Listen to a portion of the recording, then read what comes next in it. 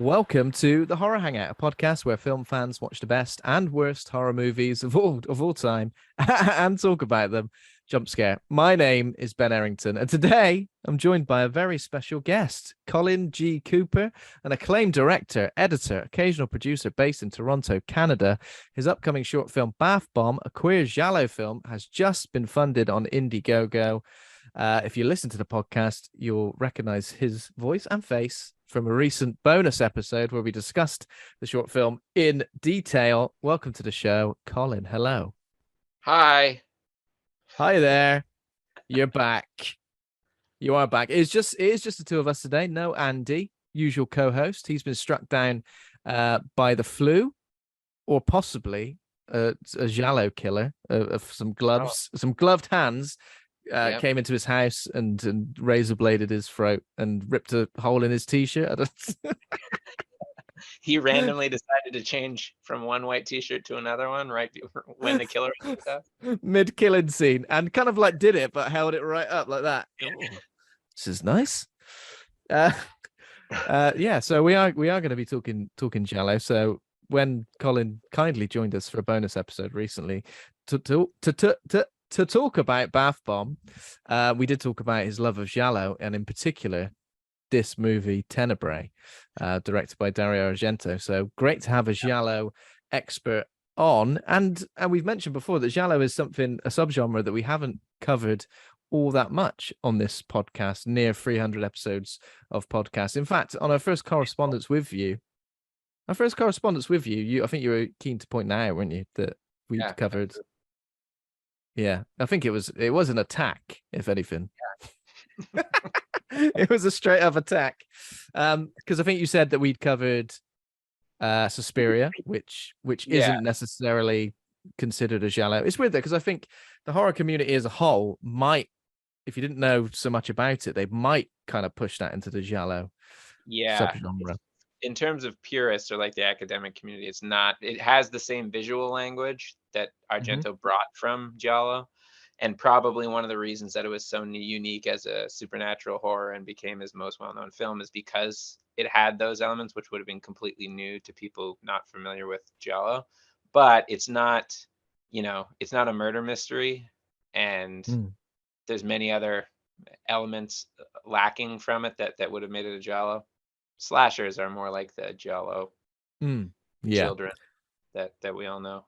I did really love the murder mystery element of the film we're discussing today. That was very, because it wasn't a standard murder mystery. Of course, we will be spoiling the film when we get into the nitty gritty of it. But yeah, it wasn't a standard sort of. I think I was confused a few times. Like, wait, what is this?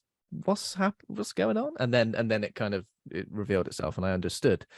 But still, a really good mystery, and one that I enjoyed sort of watching unfold. And then you mentioned, of course, that we have covered Pieces as well, which I guess has got giallo elements as well. That's right, isn't it? Yeah, some people consider a Spanish giallo.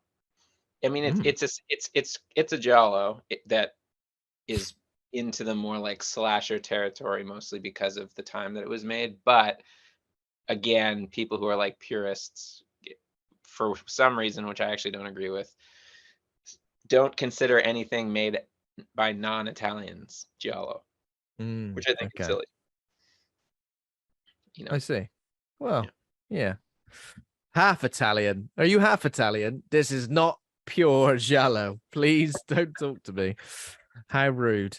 But yeah, obviously what we discussed last time you were on the episode was Bath Bomb, the short queer giallo film, which is now, it has fully funded on Indiegogo. However, it's still accepting funds, so isn't it?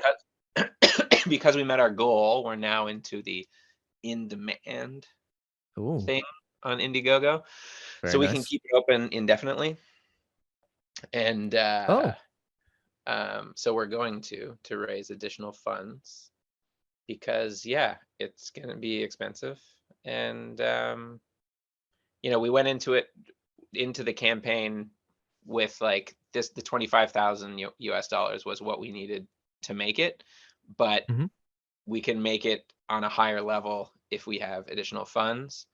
And our aim is to make it on the highest level possible, not just because why wouldn't you, but also because in the process of, you know, everything going on at the same time, the campaign was happening at the same time as we were like bringing people on. We amassed kind of some bigger folks on the team. I mentioned last time I was on, okay. our cinematographer, Yeah. Jeremy Benning, is, you know, a big cinematographer, did Cabinet of Curiosities and The Boys and The Expanse and such. Our newest development, it's not like officially signed and stamped, but I'll talk about it anyway. Maybe I'll jinx it. But we have some pretty interesting props in the Oh. in the movie. So I've been chatting with the team at Walter Clausen, and they do props primarily for, or they're primarily known for doing props for Guillermo del Toro. They also Okay. built all the weird machinery type stuff in Crimes of the Future, the Cronenberg movie that Okay. out, like the weird Yeah. thing that he is inside of for his surgery, and the bed that he's in, and the chair that he eats. You know, they built all that stuff. Oh wow. They did props for the It movies. Nice. Okay. So you're speaking, so getting some props made for. Yeah, some custom stuff. I just ordered some stuff that we need to experiment with. I'm going to bring it over to them once it's delivered to me, and then we're going to see what we can That's cool. That's see cool. what we can do, and hopefully they'll be our props team for. It's all happening. It's all happening. Any developments on cast? I know we spoke. It's only been a couple of weeks, isn't it? So Sadly, not. Submitted the paperwork necessary. We're going to cast union, and we submitted the paperwork necessary to sign on with the union, and are just waiting on them. So ACTRA union, if any of you guys are watching this, respond to my friggin' email. Please that respond to the I sent respond to twice Colin's now. emails. God, don't leave him on red. Is Yeah, it just they respond to you very quickly in the early stages when, you know, you're figuring out, oh, what are all the things that I need to fill out paperwork wise? They're on the ball. they're on it? Yeah. Fill out the paperwork and you're looking for like the little stamp of approval so you can actually engage with casting director. Crickets. Crickets. Oh yes, I love that. Crickets is that's one of my favorite turns of phrase. What's that? Crickets over there. Yeah. Is it just the two roles?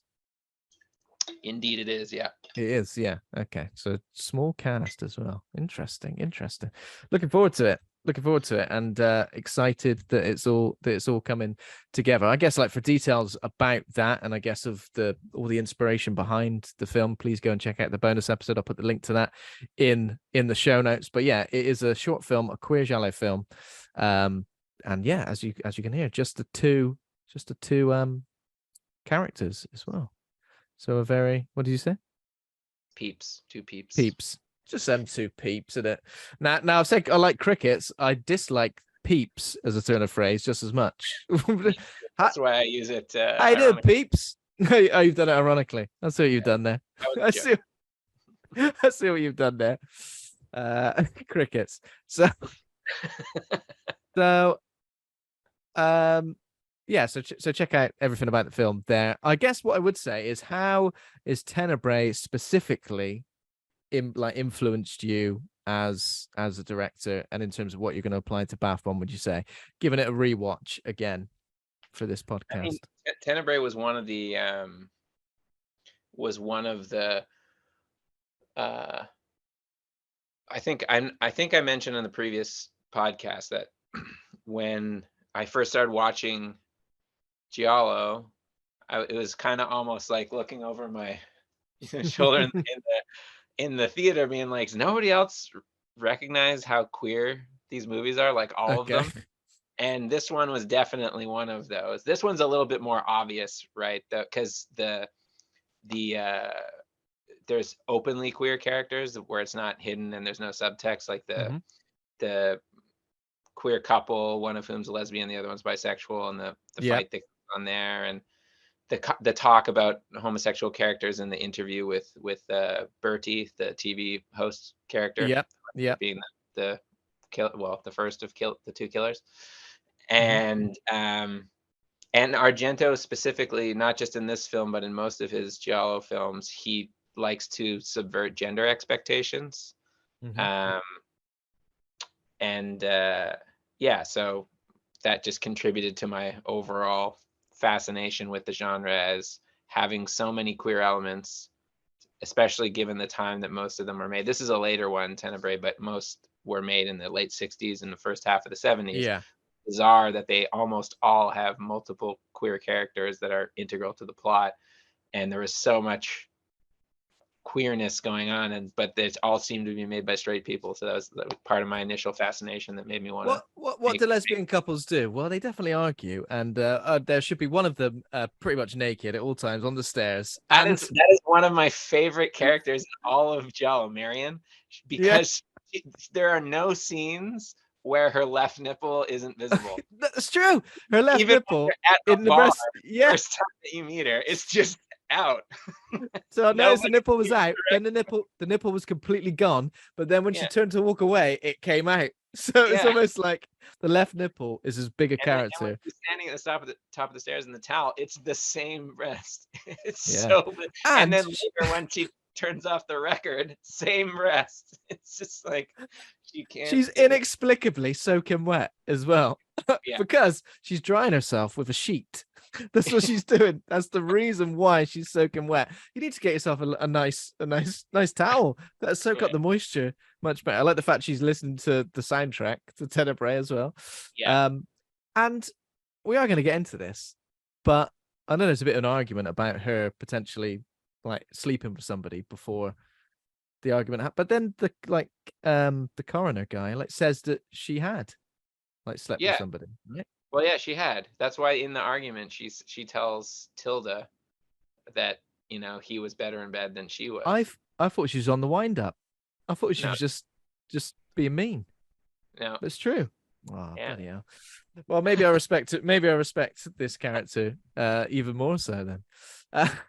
Because when did giallo like sort of pretty much not disappear, but start to when was like the last?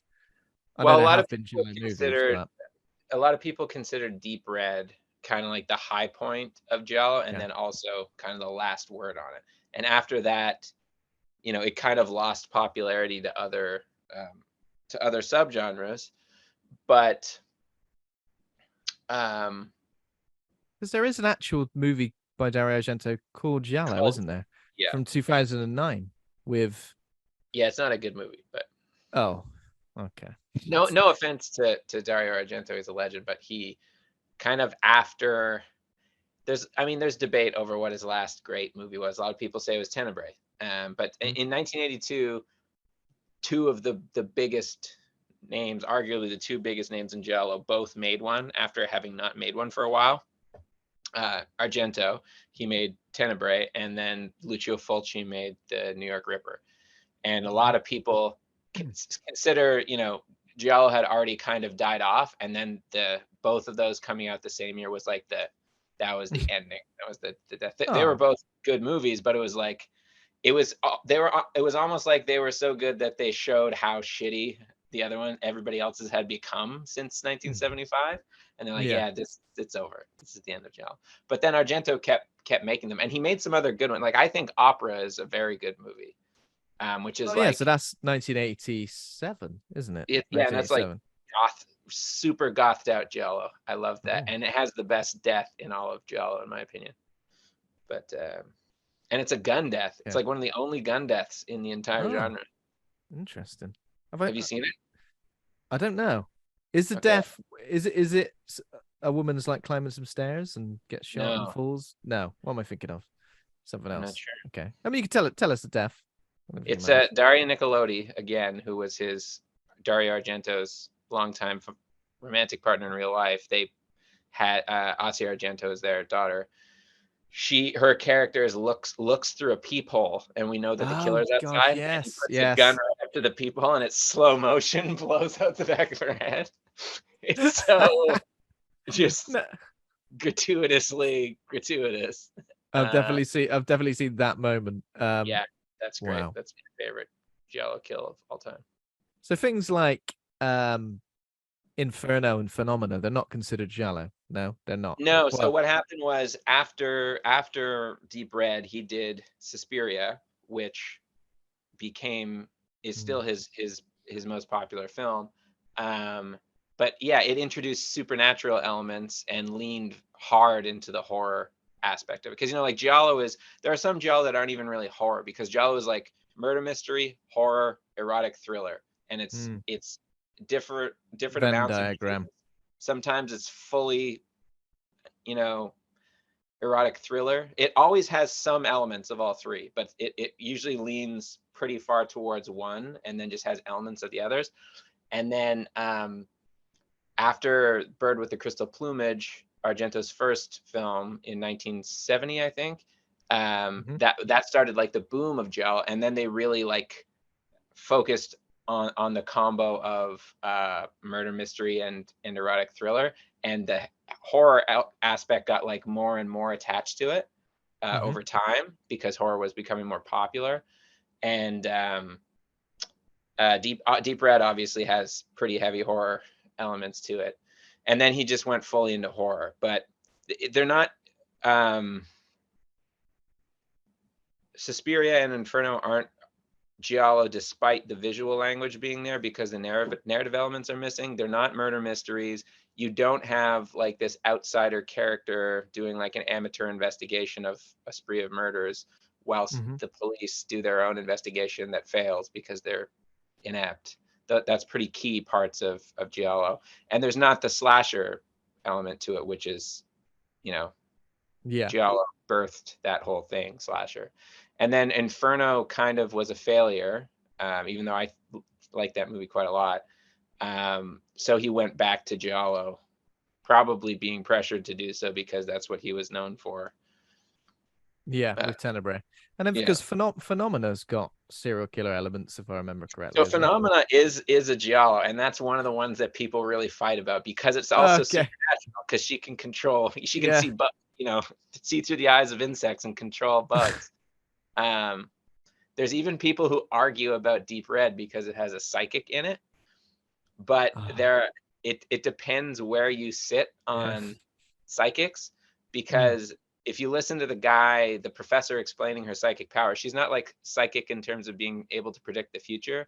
It's the type of psychic that animals actually have, just the ability to like feel an emotion or be, something that's happening while it happens, really feeling it emotionally. Kind of like how when a tidal wave is coming or something like that, or an earthquake, animals know before humans do and flee. Yeah. And there is some argument to be had scientifically that humans, when they're children, have a similar ability that they grow out of because they replace it with verbal communication. So there's debate over whether that movie's even supernatural, because that's the type of psychicness that she has. So. Yeah. Wow. I mean, it's interesting because giallo just means yellow, doesn't it?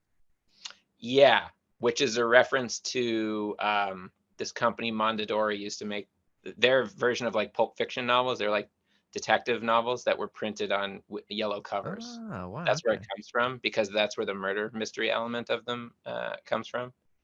In the original giallo movie, The Girl Who Knew Too Much, Mario Bava, 1963, the protagonist is seen on a plane reading. She has one of those books with hers, implying that she read it, which was like the full circle. Oh, that is where these came from. So people just started calling the movies giallo. I was going to do a lot more research, Colin, but I knew you'd have the answers. That's that's why I was like, should I do that? Oh, wait, no, Colin's good at now. Sometimes when I'm talking about this stuff, in the back of my head, I'm simultaneously listening to myself and going, do you know too much about this? Is this embarrassing? Do you get that thing where you're like, I know that this is correct, but now I'm saying it out loud. I'm like, is it correct? Yeah, because I get that all the time. No, it's like when I listen to people who are nerds about like Lord of the Rings or something, and I think it's cool that they know so much, but I'm also like laughing internally. Sometimes when I'm talking about this stuff, I'm like, people just think I'm a crazy person? Yeah, but they probably do, and that's absolutely fine. That's absolutely fine. No judgment here. I think we've all kind of got something like that, and it's nice. It's nice to share in those passions, And you're passing that information on to me, and it's making me want to go and watch these films more. So in a way, you're influencing me. Okay, so we will get into Tenebrae very soon. Let's start with a little bit of horror news. Before that, now, just before the podcast, just before we started recording, you did mention, Colin, that David Cronenberg's new movie, The Shrouds, is filming now, and it's filming in your neck of the woods. Is that correct? Yes. It might even be done. But yeah, it's a horror, unsurprisingly. It's Vincent Cassel, Guy Pearce, Diane Kruger, and Sandrine Holt.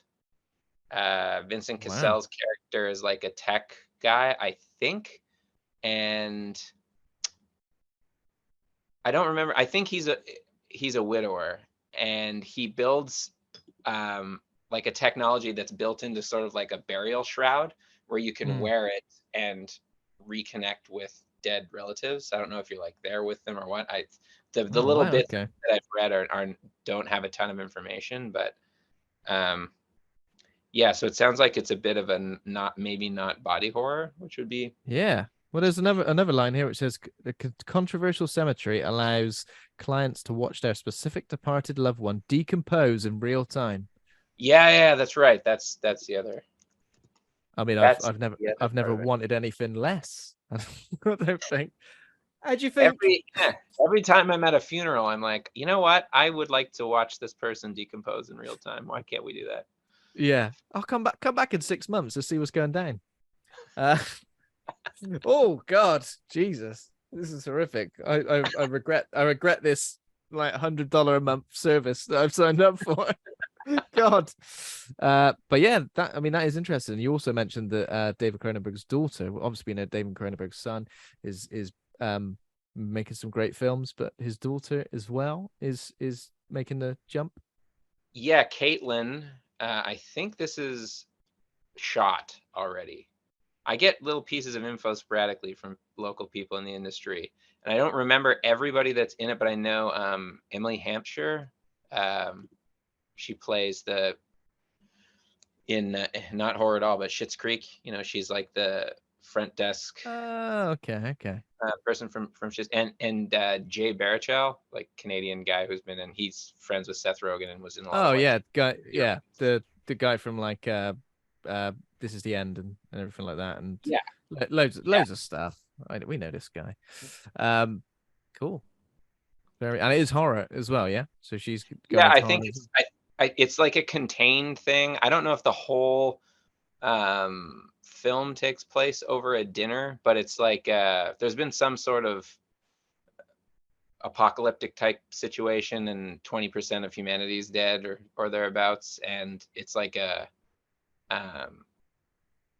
everyone's gone out for a lovely bit of grub. There's like a family dinner at a house that erupts into controversy of some sort. Jay Baruchel is 41 years old. He does not have a face that looks like it could be 41 years old. Like 21. He looks like he's 21. He's just constantly he's been 21 for 20 years. Yeah, I could look like I could be his father. He looks no. He's older than me. Crazy. He does the voice of How to Train Your Dragon main character. I think that's probably one of the things I know. He's killing it then. Yeah, he is killing it. In several of those movies, and they were all successful. Yeah, but that is interesting. And what else have we got in terms of news? Okay, so there's the title of the Exorcist remake. Well, are we calling it a remake? The new Exorcist movie. I don't think we're calling it a remake now, are we? I think initially it was possibly going to be a remake. But it's called The Exorcist Believer. Oh, it's a sequel to the original classic. So I don't know if they're going to like veto the like Exorcist 2 and 3 is connected, I guess. They're gonna do what Halloween does and everything else. Peter Blatty tried to do with Exorcist 3. Exorcist 3. Oh, yes. Where he tried to ignore the initial sequel and make his own, and it just wasn't. Heretic. How do you feel about the Exorcist franchise as a whole? Are you a big fan? Do you think so incredible? Everything after that. Sorry. I mean, The Except third one. I do agree with the evaluation that the jump scare in the third one is one of the best jump scares of all time. Yeah, yeah. Um, So I fairly recently read Legion as well, which the third one is based on. off of, yeah. And have you read that? I have not, but I No. knew that it was based off of it. But A really good sort of like murder mystery with supernatural elements. Kind of reminds me a bit of what's his name? Silence of the Lambs. Thomas Harris. that's the guy. Yeah, that's the guy. Kind of reminds me of his sort of writing style in a way. Okay. And I love the Exorcist, the book as well. But Legion, I always was a bit like, do I really want to? Do I need to read this? And I did, and I thought it was good. And yeah, it is a great jump scare. So this one is a sequel to the original, and it's got Ellen Burstyn reprising her role as Chris McNeil, which is interesting. I don't know if any. Did I hear that anybody else was going to be involved from the original as well in terms of cast? Oh, here's a question for you. Did you see the TV show, The Exorcist? I think I watched an episode and lost interest immediately. Yeah, I think so. I think I did the same thing. I watched an episode, I lost interest immediately, but somehow, for some reason, committed to watching like the whole of the first season. I almost did that. And yeah, I wasn't too impressed. And I also found Gina Davis to be, and I love Gina Davis. I think Gina Davis is great, but in this, I was a bit like, oh, not good. What? No, I didn't think so anyway. I mean, I'm not. No, I didn't think so.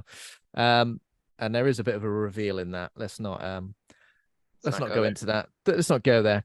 But yeah, I think I did like an Exorcist franchise rewatch, even up to The Exorcist, the beginning. See, I don't even know what the titles of things are. That's how much of an effect they had on me, and that was bad. That was bad. Like everything else, you can kind of go, this is kind of bad. This was bad, and I kind of feel a little bit unsure about a sequel to this, especially considering I think it was supposed to be a remake. Who's directing it? It's David Gordon Green. That's what I was going to say. Oh, see, once upon a time I would have been like, awesome. And then he did the second two of those Halloween movies. First one was good. Second two. I mean, the first one was great. The first one was great. So if he kind of applies that sort of filmmaking style to The Exorcist, where it's like, right, here's exactly. Make sure he doesn't do two more afterwards, and we're good. Just don't do The Exorcist kills and The Exorcist ends. Please, please, please don't.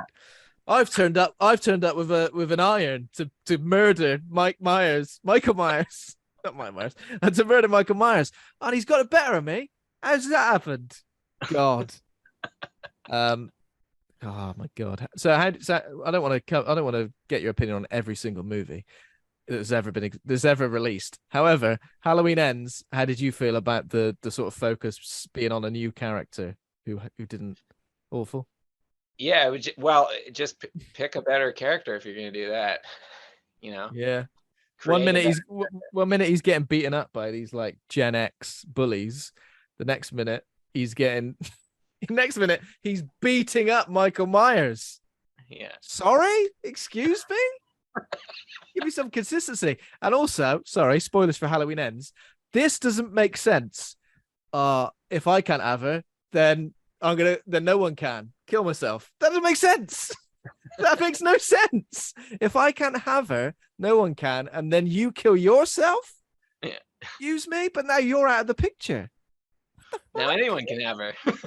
Now anyone can have her. I think, like you, when you were looking around thinking, does anybody else think this shallow film is queer? I was looking around thinking, is this real? Is this film been made? Yes. But let's give David Gordon Green the benefit of doubt, because I can imagine that a Halloween trilogy, after the success of 2018, I can imagine a lot of people were involved in trying to, develop something, and he probably had a lot of pressure on him as well. So is he just like a glutton for punishment, taking on some of the most iconic horror movies and taking on what would be your dream like iconic horror character or franchise to make a movie of? Did we mention before that we think Freddy's got like at least one more? Yeah, that would be the one. I want to make a Freddy movie for sure. Yeah, because Robert that was like England, Freddie. instrumental in my my upbringing was Freddie. Wow. Okay. I think one more for Robert England, right? Surely. I hope so. Yeah.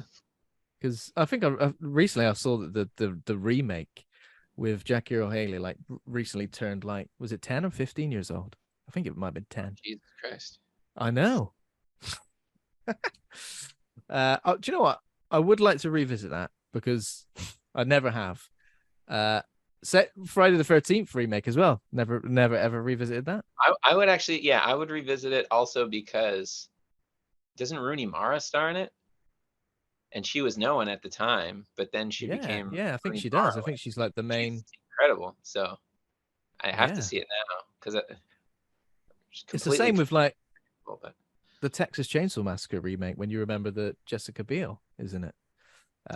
yeah, I actually didn't hate that remake. I know that's No, sacrilegious to say that. me neither, Colin. Me neither. I But quite like that.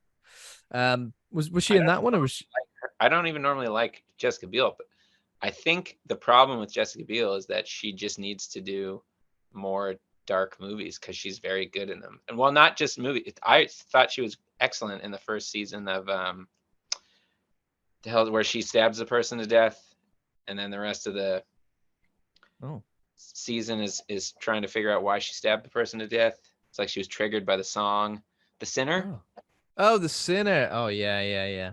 I've not seen that, but I know what that is. She's quite good. She's good in that. Where's She Jessica needs Biel? to, she just Not needs to seen. play more horror stuff. Yeah, Like, and that wasting her iconic cowboy piece. hat. Is it a cowboy hat combo with like the white tank top in Texas Chainsaw Massacre, the Yes, remake? it's true. It's a great look. It is a great look. Um, okay, and finally, in terms of horror news, Oh, I we have got to the. do horror news. Oh, you got one. You've got one. Okay, you go ahead. I'm gonna plug a friend if that's okay. Of course. But it's a big one. There's a new Nicolas Cage horror movie. Another one. Being written and directed by Oz Perkins. That also stars Micah Monroe, the female lead from It Follows. The movie's called Long Legs. And Ronnie Exley, who is executive producer of Bath Bomb, is executive producer of this movie. Oh wow, okay. Yeah. So lovely connection to Mr. Cage there. Yeah. And wow, okay. So this is directed by Oz Perkins, coming out in 2024. An FBI agent is assigned to solve a serial killer case that takes unexpected turns. I do like Micah Monroe as well. I did see the Watcher recently. Yeah, she was good in that.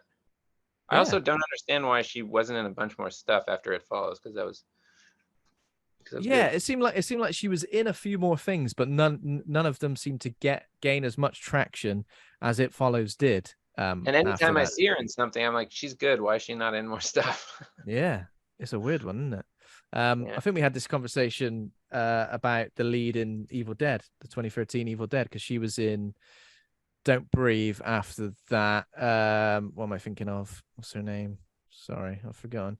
But yeah, she was 2013 Evil Dead. Yeah, so she was in Jane Levy. That's correct. She was in Don't Breathe, but then after that, because I think she is like one of the best, like such a visceral performance in the 2013 Evil Dead. That right. I was surprised that she didn't become more of a sort of household name. But then she was in Don't Breathe, and that was kind of it in terms of horror, at least. But a quick segue. Actually, let's come back. Let's come back. We didn't talk about the Oz Perkins movie all that much. So yeah, anything else about long legs? Who's got long legs in that? Anybody? That's a good question. I wonder if Ronnie knows. Yeah. Maybe, yeah. The serial killer, first victim's got long legs, maybe a model, maybe a cat model of sorts. And they've nicknamed her Long Legs until they can identify her. Maybe. I don't know. We could come up with all sorts of theories that it'll be wrong. we could come up with all sorts of theories. That would be wrong. Also, it was so a segue from Evil Dead 2013 with Fede Alvarez. He did post a shot from the new Alien movie set for Alien Day, which is just like a celebration. It was like a face hugger. and it did get me kind of thinking. It's one of those that I keep forgetting is happening. The Fede Alvarez Alien movie, Right. but yeah, how do you feel about that? Do you feel confident that that could be? It's a weird one at this stage with the old Alien franchise, isn't it? Yeah, it's such a weird. The different turns that franchise has taken is so weird. I almost want somebody outside of horror to take that over to just do something very different with it. I know this would never happen, but he has a relationship with Ridley Scott, so maybe I would watch a Denis Villeneuve Oh my Alien god! sequel. Hell yeah! Yeah. Can you imagine? Can you imagine the Not that visuals as far well? off between Arrival and Blade Yeah, Runner 2049. yeah. He could do No, an I'm with Alien. you. I'm with you. I'm with you there. That sounds great. I think, yeah, That's what that, because the first Alien movie. No offense to James Cameron. I love James Cameron, but the first Alien movie is very smart. It's a legitimately intellectual film. The second one throws that out the window and becomes an action movie, and it never recovered from that. It then, yeah, that's true. even though the original Alien is a genre film, it was the smartness of it was beyond what you would just say, oh, this is genre cinema. And because the second one was such a success as an action film, it then just became genre cinema and has never changed from Never that. recovered. Yeah, okay.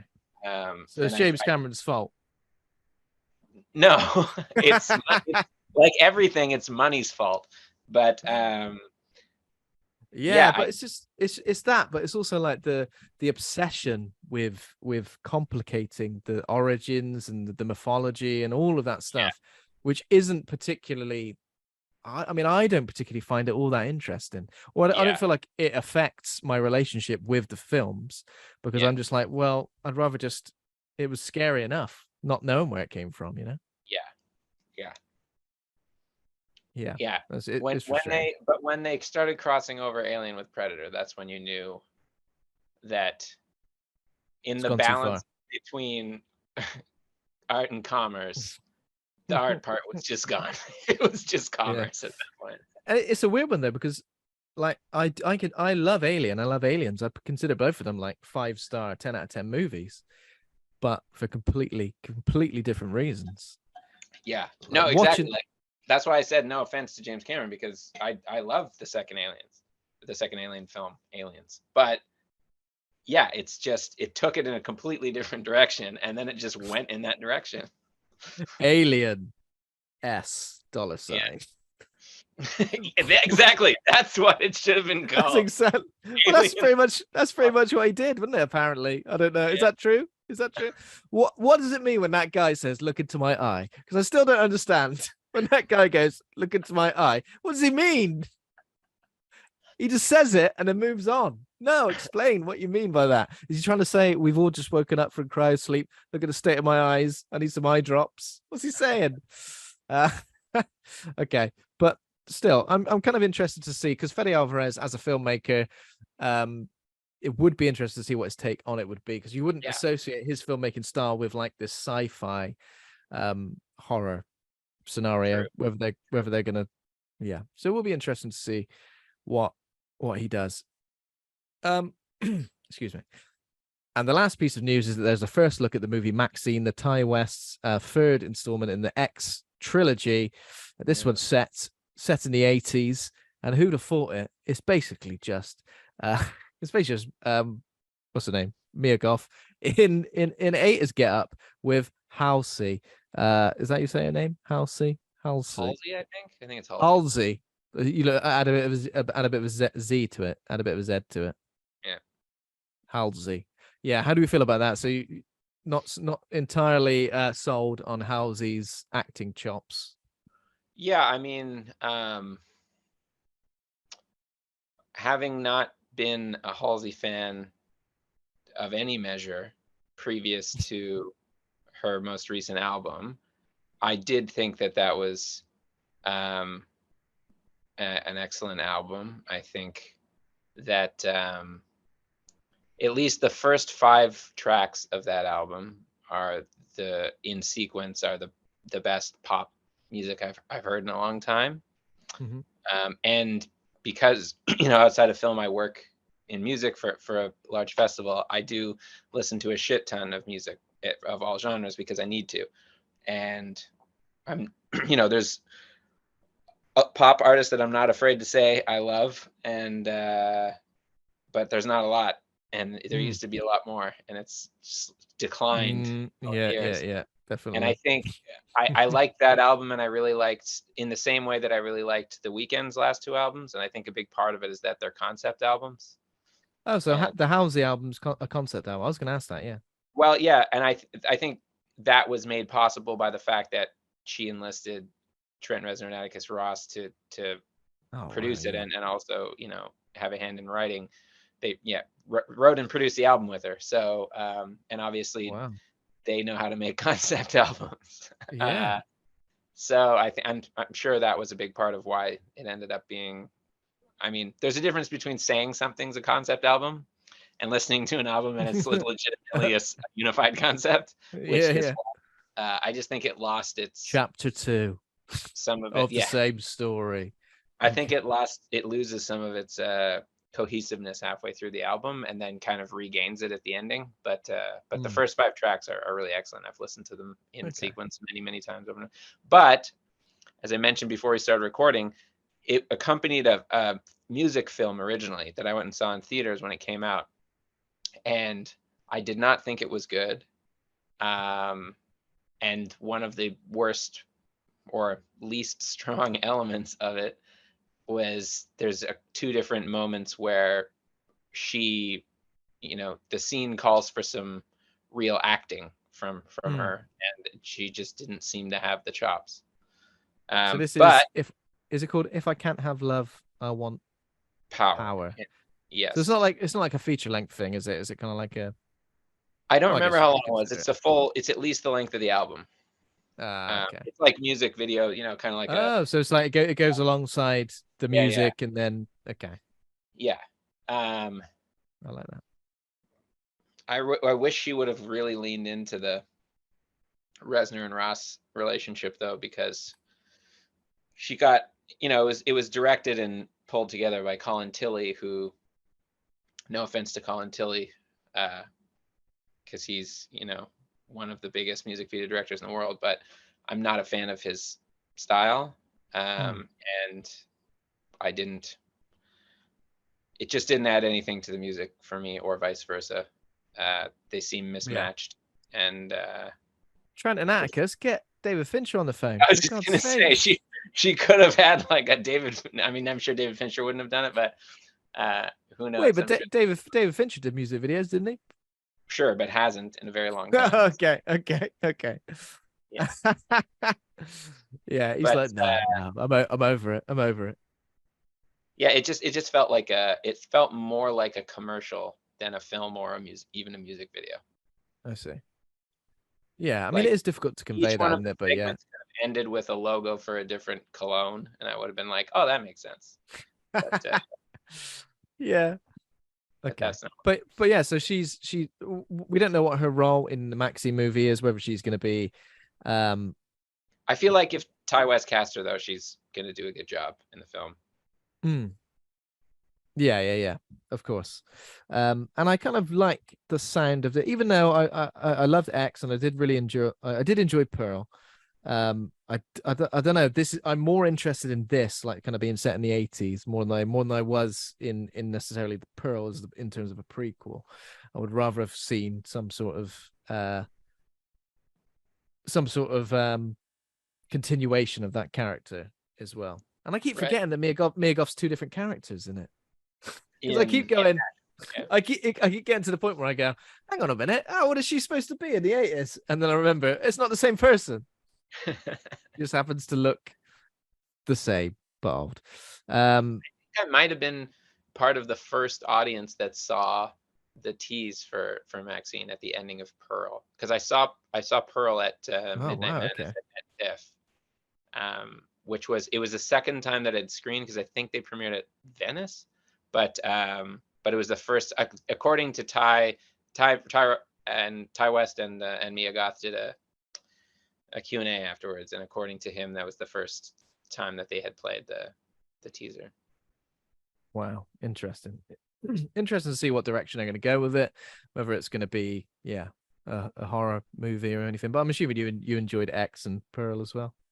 Yeah, I enjoyed X more than Pearl, but Yeah, I think so. the monologue in Pearl Yeah, is like easily, I mean, easily the best acting by any actor that year. And it's ridiculous that no nominations. yeah, how much the like just dismissal of genre cinema usually is, that it's like, honestly, I would love to see you back to back that scene with whatever scene you think is the best out of 5 different films from that year. Nothing holds Yeah. water. Oh wow. No, that's good. I think it just goes to show as well, like like Mia Goth, how great she is, and have you seen Infinity Pool as well? Yeah. Yeah, she's great in that as well. I don't like the way she says the name James. However, James, oh stop it! If my name was James, I'll be having nightmares about that for weeks on end. Because she's the kind of actress I forget she's British. Yeah, I just forget. And then when she starts in interviews and stuff, I'm like, what's she doing? And then I go, oh yeah, she's British. It's just kind of strange, isn't it? I think people, once some time has passed, assuming Maxine is on the same level as X and Pearl, I think when some time has passed, people look at those 3 movies as like really a pretty incredible proving ground for a performer. Yeah, and surely one of the, in terms of a sequel of movies, like the fact that we got Pearl like a year after X, and then Maxine is coming out so quickly as well. That's kind of insane. Some of it must have been filmed back to back, right?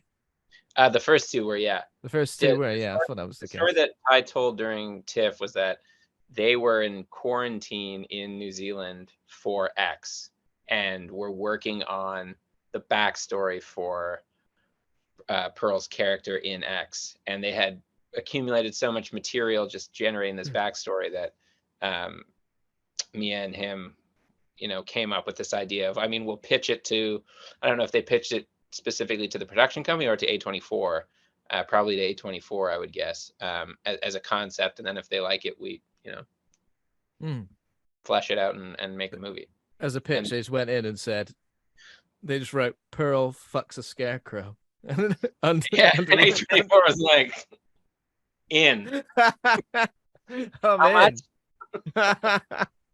Great. Can we name it something? Can we have like some sort of scarecrow pun in there? I think they probably had Circumstance a bit on their side. Obviously it's a good idea, and they obviously had a strong script to submit, but I think Circumstance probably helped because, the reason they were shooting in New Zealand is the only place you could shoot at the time. Okay. Down. I'm sure A24, at least part of their decision had to be, we don't have a lot being made right now. So yeah, what, you're there? You're set up right now? Yeah, just knock out another prequel. Yeah. Go on. How many more days would you need? Same team? You want to do a sequel as well? Yeah, go. Just do it all. I hear the story of Maxine though. If there was a gap there, it would be crazy if that was just like another well-making Pearl. They're like, hey, we have this other idea. Mia Goth's like, no more. I'm exhausted. I've been doing too much good acting. I can't do any more. Please, and then give me a break. Like, I'm gonna see how long I can extend this. Yeah. Do you want to see the character in the? I keep going to say Pearl, but it's not Pearl, is it? What's the character's name? Who's in Maxine? Maxine, yeah. What's wrong with me? What's her name? The character Maxine, the lead actor, the main character of Maxine. What's her name? Yeah, Maxine. Okay. Yeah, that's it. That's it for horror news. Quite a lot of different things covered. I guess now we move on to what we've been watching for the week. It doesn't have to be. It can be horror. It can be horror adjacent from the last 7 days or so. Colin, if you've got anything that you wanted to mention, give a shout out, or just two major things that I watched. I watched the first episode of Dead Ringers, and yes, loved it so much that I binged the whole series the same day. Wow. didn't maintain my love. Oh, The first 2 episodes I was so enthusiastic about. I was literally like, this is the best thing on television. I was like, fuck The Last of Us. This is the best thing on television. fuck Seriously. The Last of Us. I'm Seriously. over it. It was so smart, in many different ways. And yeah, it just didn't just the narrative loses kind of steam for me. Mhm. And a lot of the intelligent components that came from focusing on women Okay. just a little kind of disappear after a while, or not really focused on as much. And the difference between the two characters, um one you haven't I'm guessing you haven't watched. So one character in particular, like the term, like they didn't earn it, like where Yeah. one character Yeah. goes just didn't feel earned to me. Yeah. And I went back and rewatched just episode 3 because that was the first episode where I was like, this is not as good. And yeah, trying to like find, maybe I missed stuff, but yeah, it's definitely just like there's not enough plot points in the one character's journey, if you want to call it that, to get them to where they are by the next episode. And then it just gets worse from there. It's just like the psychological journey that person goes on that isn't earned, in my opinion. Yeah. But the performance is incredible. Rachel Weisz as well. Yeah, she should get everything for that. Yeah. I have heard a lot of really good things about it, and it's all available in one go, isn't it? It's not like Yeah, weekly or anything like that. It's obviously based on David Cronenberg's film, and she's playing essentially the same character but gender flipped versions of the characters played by Jeremy Irons. Is that correct? yeah. They even keep the same names Oh yeah. because they Oh had yeah, because one of them's called names. Beverly was one of the names that one in the Oh my yeah. God. So I don't know where my head was going, but my head did not go to Beverly. It was Beverly like, and Elliot, still their names. come on, Beverly. And it Okay. also has some real, the second episode especially, there's this whole like dinner with the incredibly wealthy people who are, each one of them is like a representative of an actual person in real life. And the family is like a mirror of, in our world, the family, pharmaceutical folks that are responsible for the opioid crisis. And it's just very intelligent, and the commentary is intelligent. It's not like, in the past, however many years since, wokeness became a thing and everything, it's really dumbed down, unfortunately, political commentary in films. Political commentary now in mainstream films is just like, each character might as well have it written on their forehead. There's no subtext in anything anymore. And this show had some smart subtext, and just the whole, it was just very fresh because it's like every powerful person is a woman. There's just like, men are just useless in the film, which I thought was a great, just not, you don't see it often. And but yeah, even that loses its proportion of what's going on as the series progresses. It looks like every episode had a different writer as well. So do you think maybe that's one of the reasons, potentially? The first two episodes directed by Sean Durkin, and the rest had a different director for every episode. I'm sure that's part of it too. It's just the curse of the way television's made, where you have a different, there's not a unified vision in television most of the time, which is why it really stands out when you have a series that has, either one writer or one director or both. Like the first season of True Detective, that's that's a masterclass in. That's an outstanding example, because that is 100% one of the examples I like to give. Have you heard about? We're going down a complete off on a tangent. Have you heard about this stuff to do with Woody Harrelson and Matthew McConaughey? No. Oh, with like they might have the same father or something. They might have the same dad. What's going on? It's insane. I have.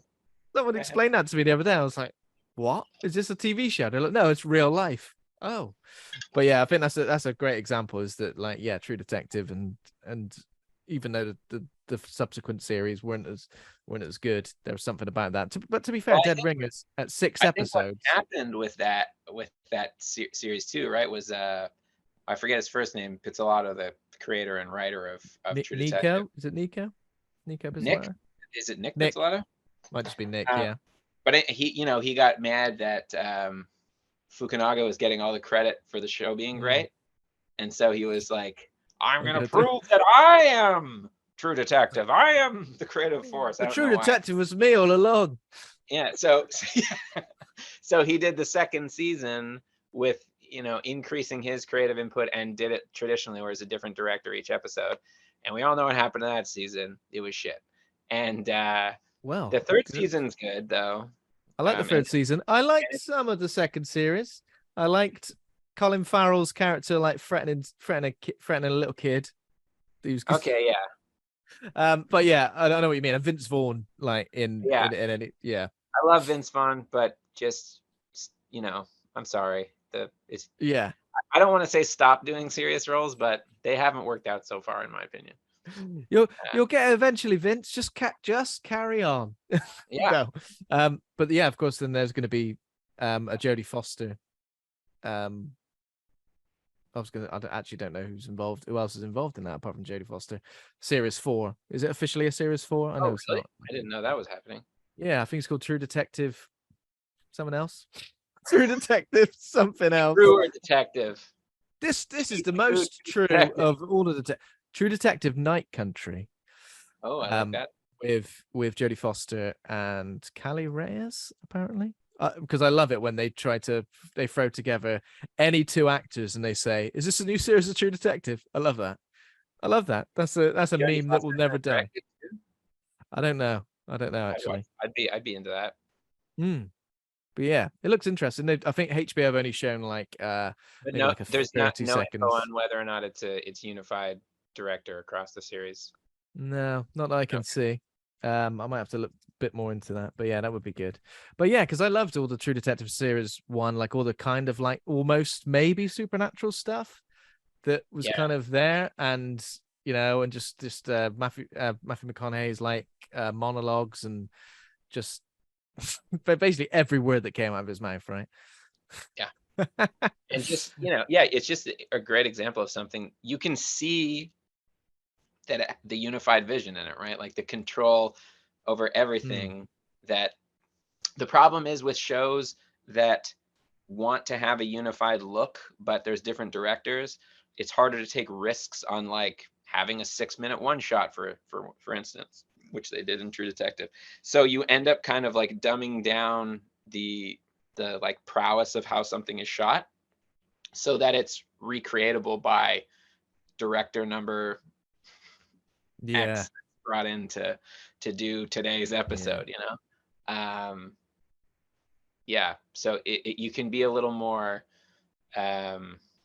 you can take bigger risks if you have a person in the style of a show, if you have a single director doing the whole thing. I mean, Maniac as well, which he directed all of, that's like has such a specific and like I was just trying to remember. Sorry, I was just trying to remember what the long shot was, and it's the one where they go into like a drug den and that's it, and they go through the fence. They did it behind the scenes immediately after that. I saw it. Yeah. It's like the one Steadicam guy climbing and handing it off to the other steady who clips it into his harness, and that's insane. So good. So good. Film. It's just fucking, it's bananas. Excellent series. I'm definitely gonna check out Dead Ringers though. I think I might watch the film again, maybe before, maybe afterwards. I don't know, just as a refresher, because I've not seen that for a long time. So, but yeah, it wasn't just that. There was Colin. There was something else that you've seen. Oh yes, I've been watching The Last Drive-In. Oh yeah. Okay. On Shudder, and it's kind of hurt my heart a little bit because I'm a big Joe Bob Briggs fan because I grew up watching Monster Vision, his TNT show, and so when this happened, when Shudder started doing Last Drive-In, I was like, yay! And I always was fascinated by the amount of trivia that he knew, but now that he's doing it on Shudder, he's done 2 giallo films. He did Deep Red and he did Tenebrae, which is the first time Oh, he's okay. he's doing films where I happen to know a shit ton about these movies. And he gave a bunch of trivia about both of them that was incorrect. And Oh no. yeah, so like, I was mentioning before how Deep Red, there's an American version and then there's the original Italian version. So he's Hmm. explaining that they're watching the American version because that's what North American audiences are most used to. It's also happens to be what Shudder has rights to, so obviously that's why that's. Yeah. And he, after the first chunk of the movie, he's saying there's this famous parapsychology conference scene, and he's saying, oh, the only difference so far is that immediately preceding that scene in the original, there's a scene of the character Marcus and the character Carlo playing piano together in this bar, which is not true. That's not what it is. The scene in the original before the parapsychology scene is Marcus like guiding a full band, like jazz band, in this like very cool Gothic chamber. And there was a bunch more stuff, just like he about other giallo films too. Like he talks about The Girl Who Knew Too Much, the first giallo film, and says that it's based on one of the books I was talking about, the Mondadori pulp novels, which it was Mhm. not. Oh. And he talks about like how he disagrees with Dario Argento being called like the director that defined the genre of giallo, because there were other filmmakers who made, quote, way more giallo films than he. There are no filmmakers that Oh made more giallo God. films than Dario Argento. Dario Argento has made 14 of them. By the time, to be fair, by the time that last drive-in episode aired, he had only done 13 because Dark Sunglasses hadn't been made yet. But Okay. he also specifically gives the time range. He's like, oh, between 1970 and 1975, Dario Argento had only made 4 giallo films, whereas other directors had made many more. And he specifically says Sergio Martino, Umberto Lenzi, and Lucio Fulci. In that same time period, Lucio Fulci only made 2, and in his entire career only made 6 versus Argento's 14. How So many films do you expect somebody to make in a 5-year period? yeah, yeah, exactly. I was very confused. I feel like he just was mistaken. I don't remember, but there's Basically, he had no idea what he was dealing with in terms of an audience member, that you were going to be that you were going to be one of them. yeah, but it just made me think like how much of this trivia over the years that I've heard from Joe Bob Briggs is Oh incorrect. yeah. How much of it have you repeated? Exactly. That's That the was worst incorrect. thing. I've just gone and told. I've gone and told everybody these great Yeah. facts. Ah, Yeah. well, I mean, that is a shame. Is it him though, or is there like a sort of a research team, or what is it? I mean, I'm sure he has a team, but still, if I was the Yeah. host of that show, I would be like, you know, I'd have a Yeah. damn fact checking team.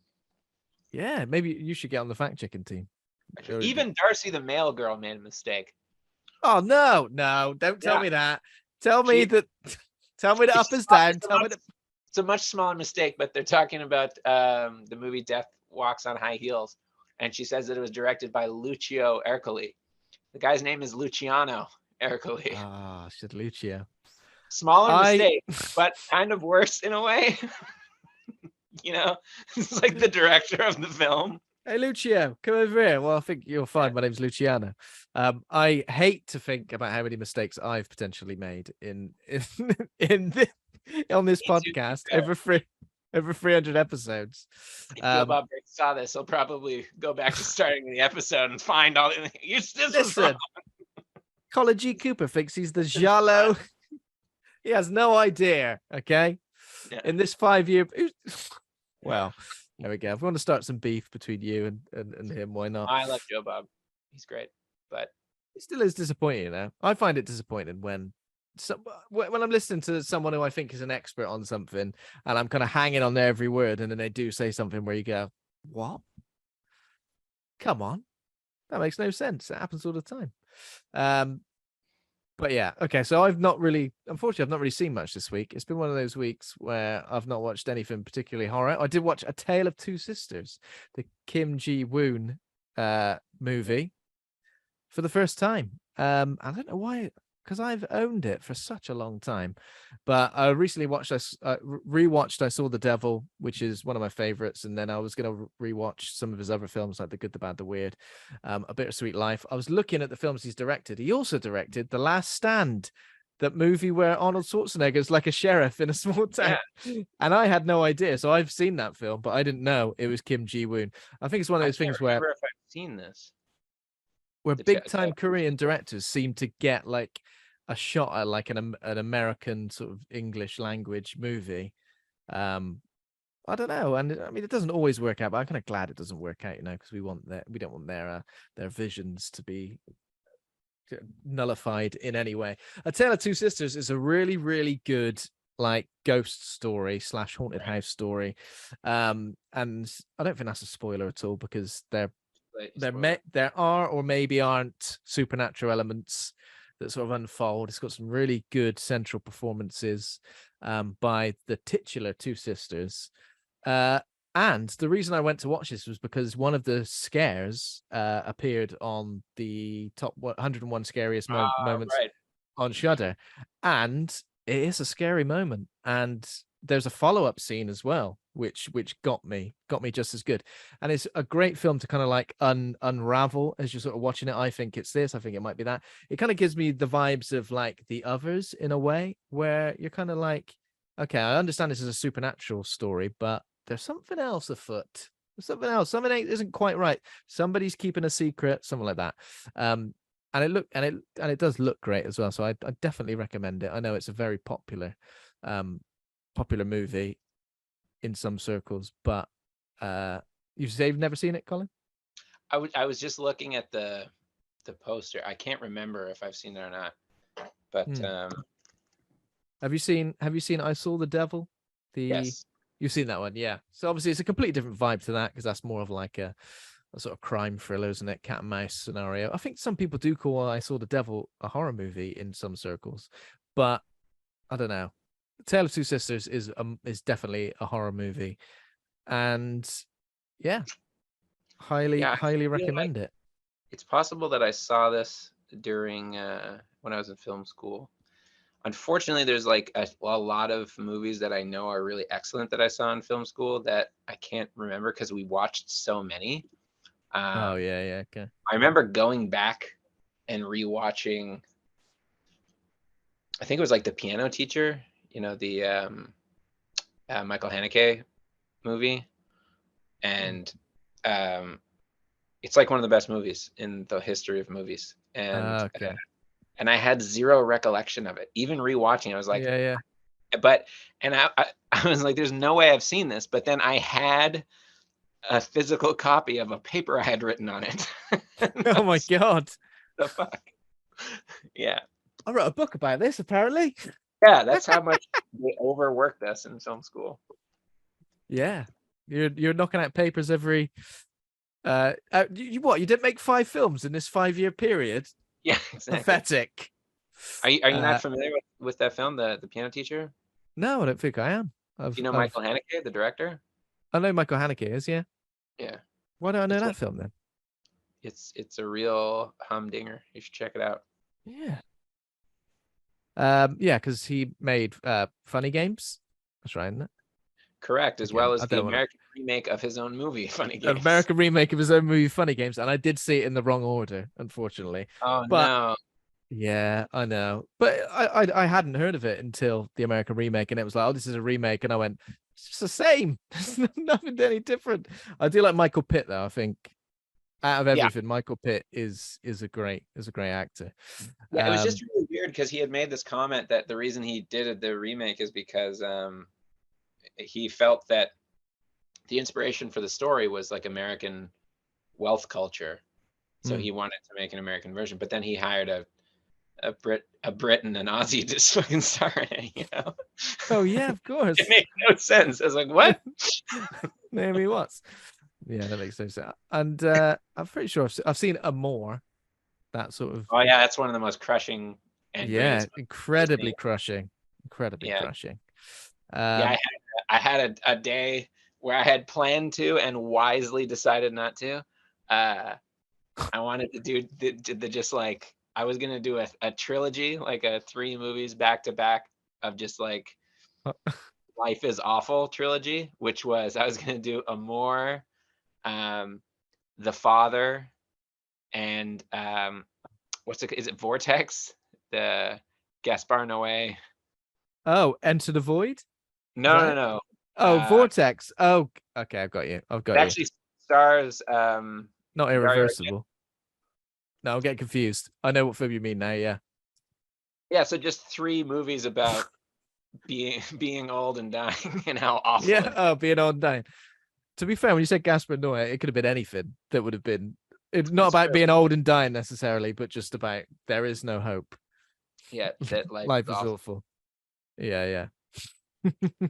Sometimes you got to do that. Sometimes you got to let yourself feel it, you know? I remember going through like a terrible breakup and then watching is it Blue Valentine with Ryan Gosling and just like no redeemable features about relationships at all.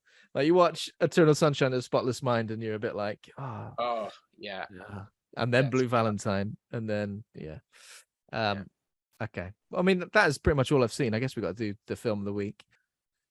Tenebrae, which is a 1982 Italian giallo film written and directed by Dario Argento. The film stars Anthony Franciosa as an American author. Oh, wow. There we go. Look at that. This is the Japanese release poster for Japanese release poster. That is cool. I have framed. That does look awesome. And you've got Deep Red in the background as well. And then that's the original release, North American release poster. And next to that is The Cat o' Nine Tails, also Argento, and Bird with a Crystal Plumage, also Argento. Amazing. Does anyone ever come back to your place and be like, what the hell's all this going? What the hell's this about? Yes. In fact, anyone who's been in here. And then you go, sit down. I've got a tale to tell you. I say, how much time do you have? Well, I've got nowhere to be. So this film stars Anthony Franciosa as American author Peter Neal, who, while in Rome promoting his latest murder mystery novel, becomes embroiled in the search for a serial killer who may have been inspired to kill by his novel. So who else is in it? John Saxon, Daria, what was her name? Daria Nicolodi. Yep. And then loads of other beautiful people in this film as well. The cast is really a great looking cast. So what else? It's got 7 out of 10 on IMDb. On Rotten Tomatoes, it's got 79% critic score, 78% audience score. That's pretty close. 3.7% on Letterboxd. Sorry, go on. I noticed that you never quote the on your podcast. You never quote the Metascore. That's interesting. Yeah, why don't I do that? Shall we do that? That's the one I trust the most. Okay, so basically, I'm just quoting all the things that nobody believes. Tenebrae, 83% Metascore, which is universal. 81 is universal acclaim. Oh wow, okay, so it's above that. The reason that I trust it more than the others is because Rotten Tomatoes, right, is just that percentage is just positive reviews, right? So that's just like over half. Anything that was over 5 or 2.5, depending on what scale an individual publication rates on, that counts as positive. So it's not really that, you could have 100%, but everybody gave it a 5.5 out of 10, right? Yeah, that would still be 100% on Rotten Tomatoes. And then the other reason is because Metacritic is the least likely to suffer from ratings bombing, because it's more difficult to be considered an actual critic on. Okay, you've got to have. You can't just go. You can't just go shit. Yeah, and you can't like, I'm the editor of Fred's film blog. I'm an accredited. It's funny you should say that. I've got Fred's film blog score. He says 64%. Okay, do you know what? Just for you, Colin, I'm going to add the Metascore because I'm, again, always willing to listen, but always willing to allow the podcast to grow and get better. So I'm going to add Metascore to the little list I do from now on. I do like doing it. They take whatever scale you rate on, right? Whether it's 5 stars or 10 stars or whatever, and then they they prorate that or whatever to 100 to get their score. So you're seeing the Makes actual more sense to me. Yeah. average grade something's getting, as opposed to just whether or not people gave it a positive review. Yeah.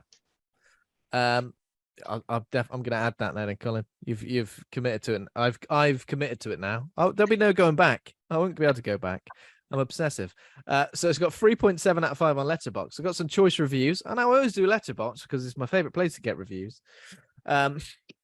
Viva la Filth, that's a good username, says this film is basically if Vogue magazine and the Pirelli calendar got together and made a slasher movie and then got Daft Punk to do the soundtrack. It's Goblin though, isn't it? Is it Goblin? Yeah, that's an interesting review because, well, it's 3 members of Goblin who at the time didn't have the legal right to call themselves Goblin, which is why they're credited as their names individually. Gremlin. It's also electronic based, so it was different than their normal sound, but they Yeah. were a large influence on Daft Punk, so it's actually hilarious to say that that's what it sounds So like. Viva la Filth, even though you're pretty much completely wrong, you're kind of Yes. right as well. 5 stars. This person. I don't know if you noticed, and this is something that I did a story of on my Instagram at one point, but the theme song was heavily sampled for a hit song by Justice. You know, Justice, the electronic group. Yeah, they have the song Phantom that is. Oh wow! Okay, and it just sampled it. theme song. Well, the main theme as well. Yeah. Wow, Did you that's not cool. recognize? If I play music No. on here to come through the thing, It might do. I'm I'd like gonna it if just. I'd like it if it did. We're gonna. No, I didn't notice that. That is, I'll tell you what, that is a deep cut. And does that give you more respect for an artist such as Justice if they've sampled something like that? A bit, except yes and no, just because it's not like a little sample. It's like the song.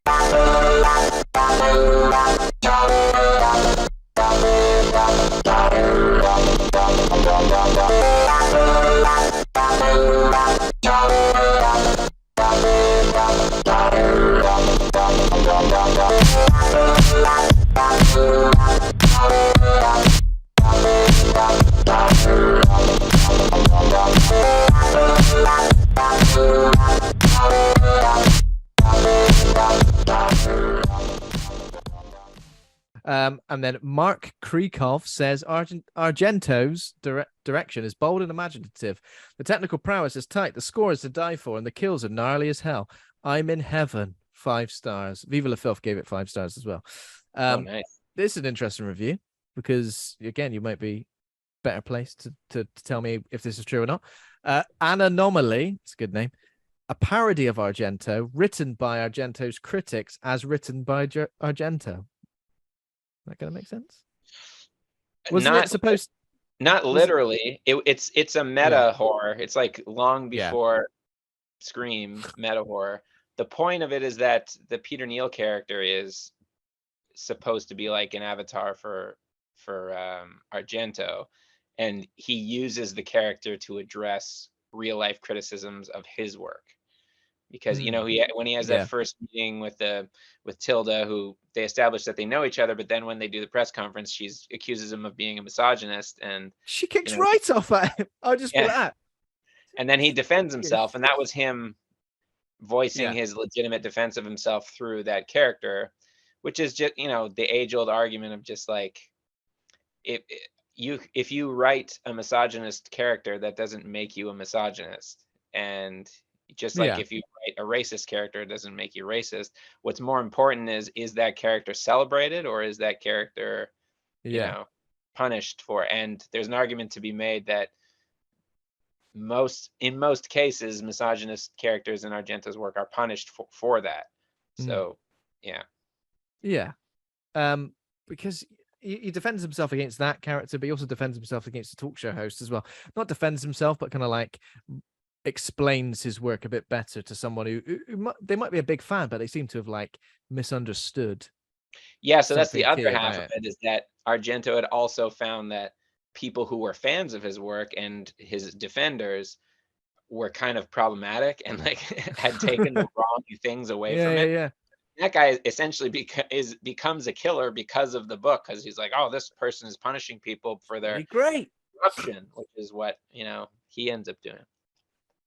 And the last review I've got here is Oh, by Harlequinade, who says, so stylish and unique, and the women here, bellissime. Am I saying that correctly? Bellissime. Which is true. I think it's true. It is true. So yeah, this was the first time I've seen this movie, and I think initially I just have to say, really enjoyed it. I am a fan of what I have seen of Dario Argento so far. Even though I haven't seen absolutely loads, but I've seen films it appears that he's been involved in one way or another. And I did see Dark Glasses as well last year. But yeah, I thought it was great, kind of like a very iconic film in terms of the soundtrack. Soundtrack was superb. The kills were great, and as I already mentioned, in terms of like a murder mystery, I really was engaged and trying to work it out all the way through. And I liked the fact that it wasn't like a sort of straight up, oh, by the way, the killer's this person and this is why. It was kind of a bit more complicated than that. There were yeah. So it's a good one. We'll go through the plot and sort of discuss the plot in great detail. So not everybody's Italian in this film, though, are they?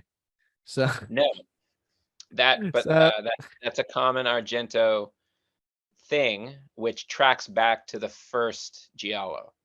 So in The Girl Who Knew Too Much, it's an American visiting Rome who witnesses a murder and then gets caught up in the investigation of attempting to solve the murder. So that plot point became very common in giallo.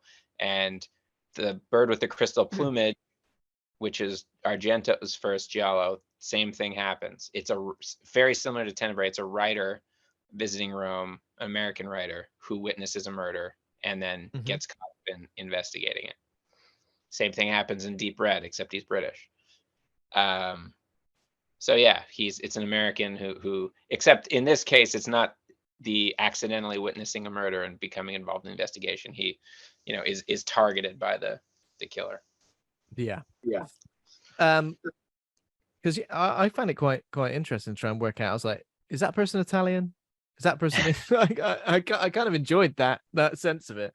It was like when John Steiner turns up, I was a bit like, hang on a minute. Yeah, not John Steiner. John Steiner is the talk show host guy. John Saxon is who I meant. Right. Sorry. So yeah, although as soon as Steiner is also not Italian. What was that? John Steiner is also not Italian. Also not Italian. Yeah, you can just tell, can't you? You can just tell.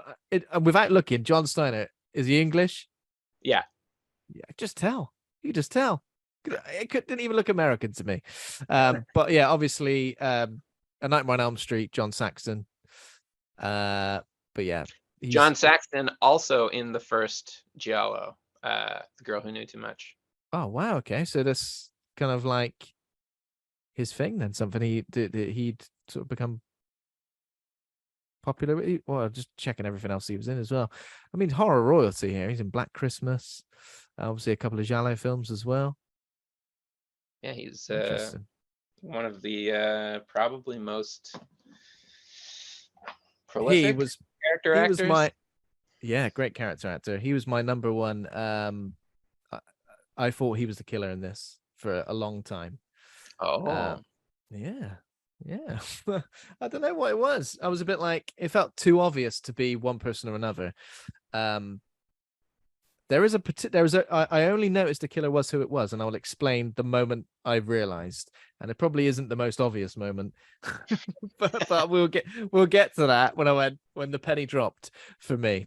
Okay. So the story centers around Mr. Peter Neal, who for some reason cycles to the airport. Yeah, bizarre opening to the movie for sure. Bizarre opening. So initially I was like, okay, so this is set in America. So it's like an Italian giallo film set in America. I thought that's interesting. It's set in New York, set in Brooklyn or wherever. No, he gets on a plane immediately to go to Rome. So he cycles while a driver of his drives alongside him and then takes his bike home. Oh my God. High potential, and he just goes to get changed as well into a lovely suit. Also, Peter Neal has no idea that you're not supposed to leave your baggage unattended at any time when you're in the airport.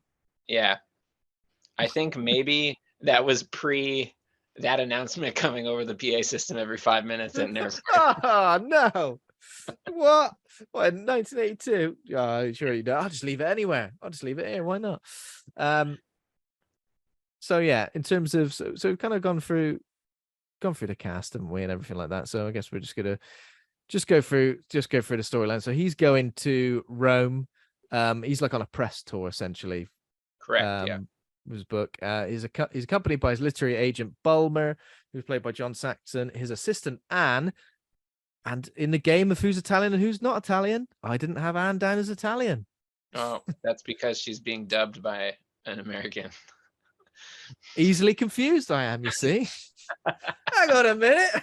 She doesn't sound Italian at all. Yeah. But yeah, is the version on Shudder as well? Is that edited in any way? That's not like there's like an American version and that's the full version, yeah. Okay. The American version of Tenebrae was actually called Unsane. And it was only missing a few minutes. Oh, Unsane. There is a movie called Unsane, isn't there? Probably. There is. The iPhone shot movie. Have you seen that? Who's in that? Maybe. Yeah. The what's his face? What? Soderbergh. Yeah, that's it. I was trying to think of who's in it. Claire Foy. Yeah, the iPhone shot movie. Yeah, there we go. Playing an American. That's called Unsane. I like that when I think, I wonder if they name that film after this potentially. Who knows?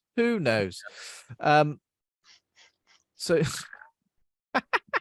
so they go to Rome. It is Rome, isn't it? And Neal's unaware he's also been followed to Rome by his embittered ex-fiancée Jane. And basically we can kind of work out what happens here, because Peter gets a call and he leaves his bag unattended, and then when he comes back, his bag's like in a different place to where he left it, and gets a call from her, and then and then it's revealed that she's in the airport calling him from the phone booth. Literally, so it makes it very obvious that she's the person who tampered with his bag. She's so close that you probably could hear her actual voice coming from there if he just went, "What? Excuse me?" And then also her accomplice in that scene, who actually messes with the bag and then stands with her in the completely unnecessarily complicated sweeping dolly shot around them as she watches his plane leave. She's never in the rest of the movie. She's just gone. No. So I was confused. First of all, I thought that she was Anne, that character. Is that the name of the Anne? And this show I thought it was the same actress for some reason. I was like, okay, so it was.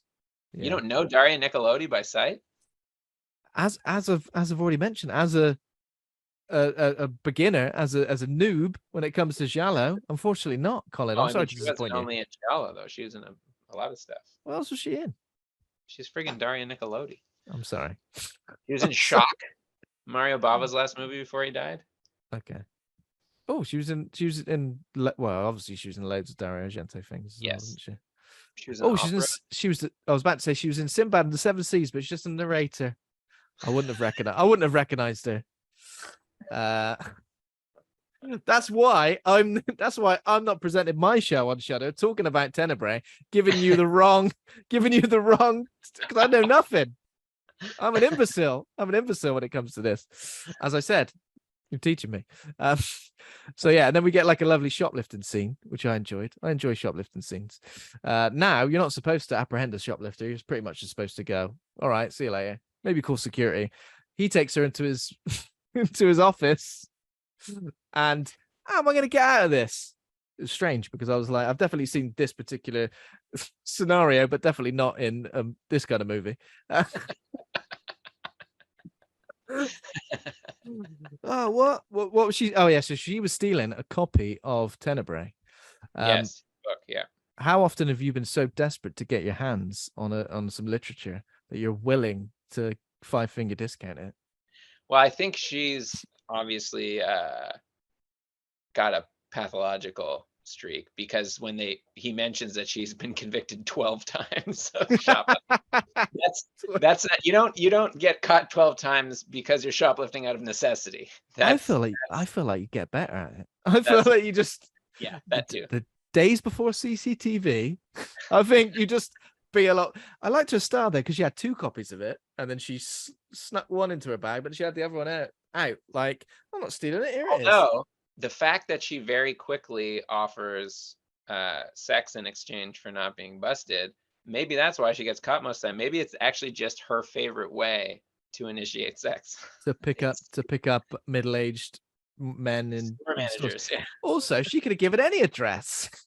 I know, that's my favorite part, is that I thought that's where it was gonna go. Yeah. Not that she's just gonna give him the wrong address, and then he's gonna be just, All right, I don't know. I'm here for sex with that shoplifter. Sorry? Yeah. I think you got the wrong house. No. It's written down here. It's written down here. I just feel like it's the perfect way to get out of anything, isn't it? Just offer sex, but then just give the wrong address. It's completely faultless. Completely faultless. And then we follow Elsa. So just before, so Elsa's the female shoplifter. We follow her home, where she's accosted by so randomly by a very random, almost like if you asked like a school to like dress someone as a homeless person, literally just smeared in dirt, ripped clothes. And for some reason, I mean, he is pretty terrifying. I was pretty terrified by this dude, screaming at her, grabbing her, and he didn't take no for an answer, because he got knocked to the ground and he still came at her. It's interesting where this goes. So there's a lot of like unprovoked attacks from a homeless guy, a dog, that don't seem to be related to the killer in any sort of way. Yeah. So apparently Argento was kind of reflecting his fears of how violent society had become. So he immediately leading up to this film, he was coming off the back of Suspiria and Inferno, which is what gave him international fame. And he had been in LA for a while.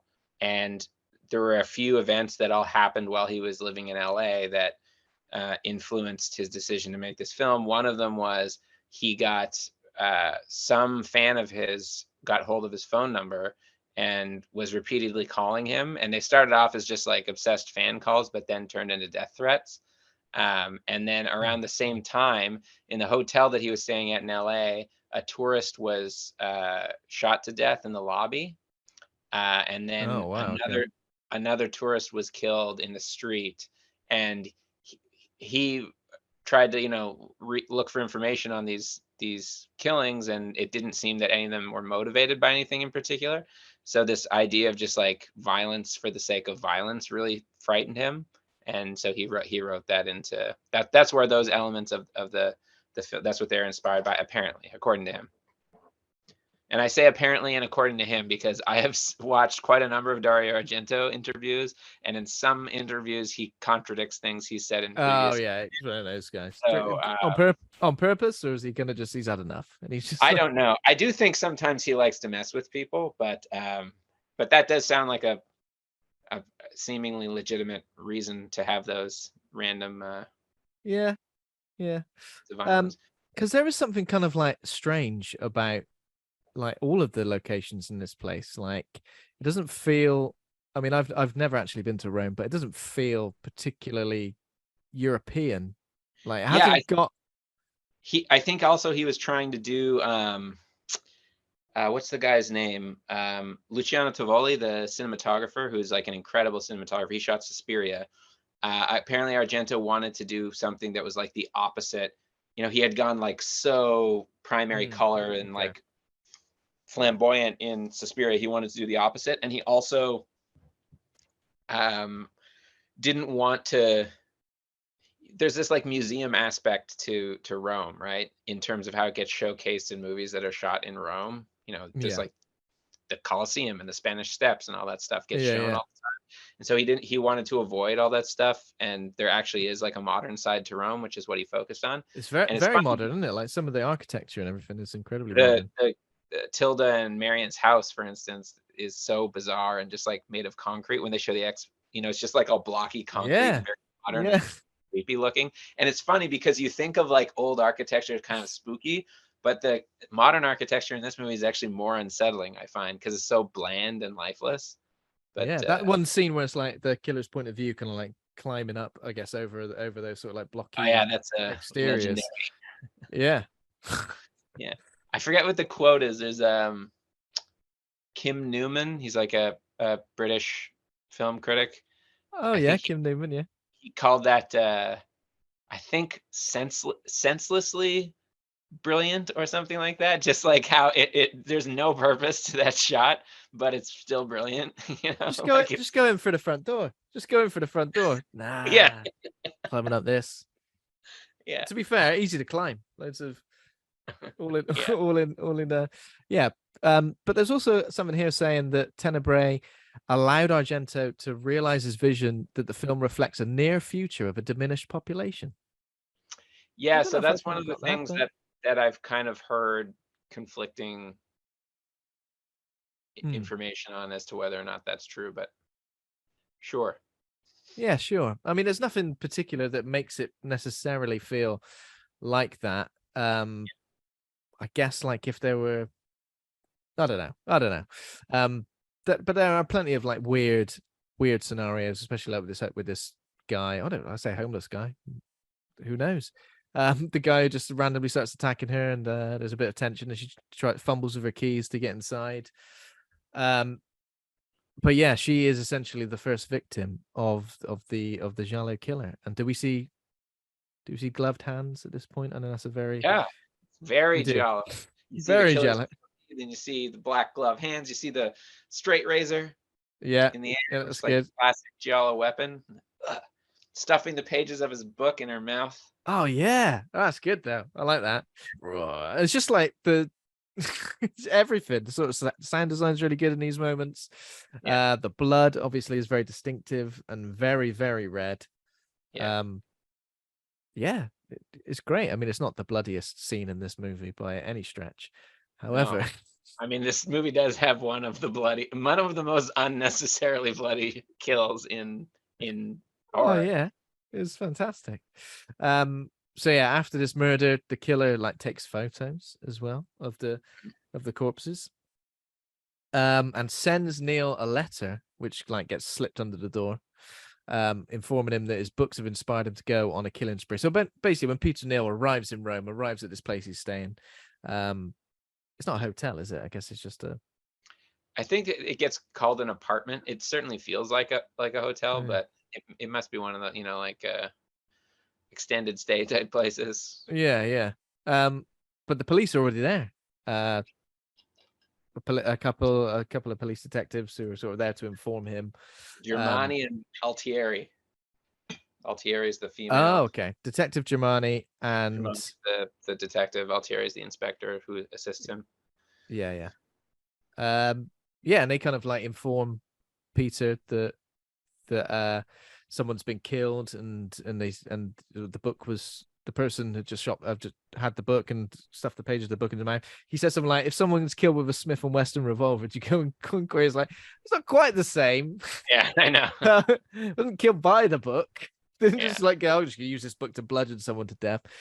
Your book was very much part of it. And yeah, and then obviously the letter informs him that his books have inspired him to go on a killing spree. And Peter Neal's just like, you don't understand. It's like people who worship what's his name from American Psycho? What's his name? Patrick Bateman? Patrick Bateman, that's it. Oh, I forgot that for a second. Why did I forget that? But people who worship him, they go, "Oh yeah, he's great, isn't he?" So I don't think that was ever the point of the book or the film. Yeah. I'm gonna drop this chainsaw down a flight of stairs. Oh god. My nephew, who's 10 years old, asked me about Patrick Bateman recently. He's obviously seen stuff online or whatever. And I was just like, what? And I just went, without really knowing what to say, I went, what do you reckon, Ed? Do you reckon it's all in his head or what? Little 10-year-old just went, what? What? He murders people, doesn't he? Yeah, he does. That's all it's about. That's all it. Don't watch the sequel. God. Um. So, but yeah, of course. Then there's a phone call as well, and how do they realize that it's coming from? It's coming from literally. Oh yeah, because he says he can see them. He says he can Yeah. see It's a Peter. classic giallo phone call, which is one of the main things. Another one of the many things slasher took from giallo is the killer is on the phone and can Mm, see you. And they're like, well, where could he possibly be? He's literally down on the street. Yeah. And then the detectives get their weapons out and brandish their guns as if they've never held a firearm before, ever. Yeah. Very poorly trained detectives. It's literally like, it was just like me. If someone went, oh, aim this gun over there. What? God, I don't know. You know how to do it, don't you? Pull the trigger. When any character gets told, have you used a gun before? Take it. Do you know how to use one of these things? Just point and shoot. Just point and shoot, right? That's pretty much it. What does he do? Does he just teleport out the way? See, this was the confusing thing, because initially, already, I was starting to think, who could it be? Who could be the killer in this scenario? But it's good because this film does a very good job of putting people in the line of sight of this could possibly be the killer, and then immediately putting a scene is shown that eliminates them from any sense of that they could be involved, which is good. And obviously, like, sure, modern slashers do a lot of things where there's more than one killer, but this does do that, but in a completely different way, isn't it? In a really sort of genius way as well. So yeah, they run out and the killer's obviously gone already. Oh god, I'm getting choked up there. The killer's gone. Yeah, so and then we move on to the scenario, as we mentioned before, where Peter's doing some PR or doing some promotional material with someone, and he's talking to a journalist who seems they know each other. They seem lovely, but as soon as that interview starts, as soon as record is pressed on a little, even though she uses that, she takes him to town. Mm-hmm. And it's probably like, do you think that represents how he feels about certain journalists who probably like are friendly with him and nice to him, and then suddenly, as soon as the gloves are off, that's it. Yeah, and basically just accusing his books of being misogynist. And yeah, Peter clearly doesn't take kindly to it, but he doesn't like lose his temper at all, does he? Yeah, no, he's pretty diplomatic about it. He's just like he smiles and laughs actually at first, and then kind of explains the way that he looks at it. Because she comes quite aggressive with the way that she could have just asked in a nice diplomatic manner, and maybe Peter Neal would have been okay. This moment is when I started, as a first time viewer of Tenebrae, started looking at everybody's wrists and how hairy they were. Because when some gloves went on earlier, I'm pretty sure I saw some hairy wrists, and I was looking. I was like, "Who's got hairy wrists then? Who's got the Robin Williams style hairy wrists and hairy forearms?" And I was trying to, and that is why as soon as John Saxon turned up, I went, "He looks like exactly the kind of guy who's got hairy forearms and wrists, without a doubt." And I spent most of the film just trying to get a good look, getting a good sneaky look at his forearms. So yeah, as you mentioned before, so Tilde and her lover Marion. So Marion's your favorite giallo character of all time. Just because one of my probably my favorite like queer female in giallo, just because of how ridiculously gratuitous she is. Completely unnecessarily revealing at all times. Yeah, but it's interesting for that sort of character to be included as well. Like someone who's clearly very comfortable with her sexuality. She's do we think that she's bisexual, or that she's because I kept getting the vibe that she was only using that other side of her sexuality to get at Tilde. Is it Tilde or Tilda? Tilda. Yeah, I mean, it doesn't matter if that's the reason or not. She's still bisexual, but or yeah, of course. She's just not. Yeah, she's just not strictly gay. She's not strictly gay, but her nipple, her left nipple.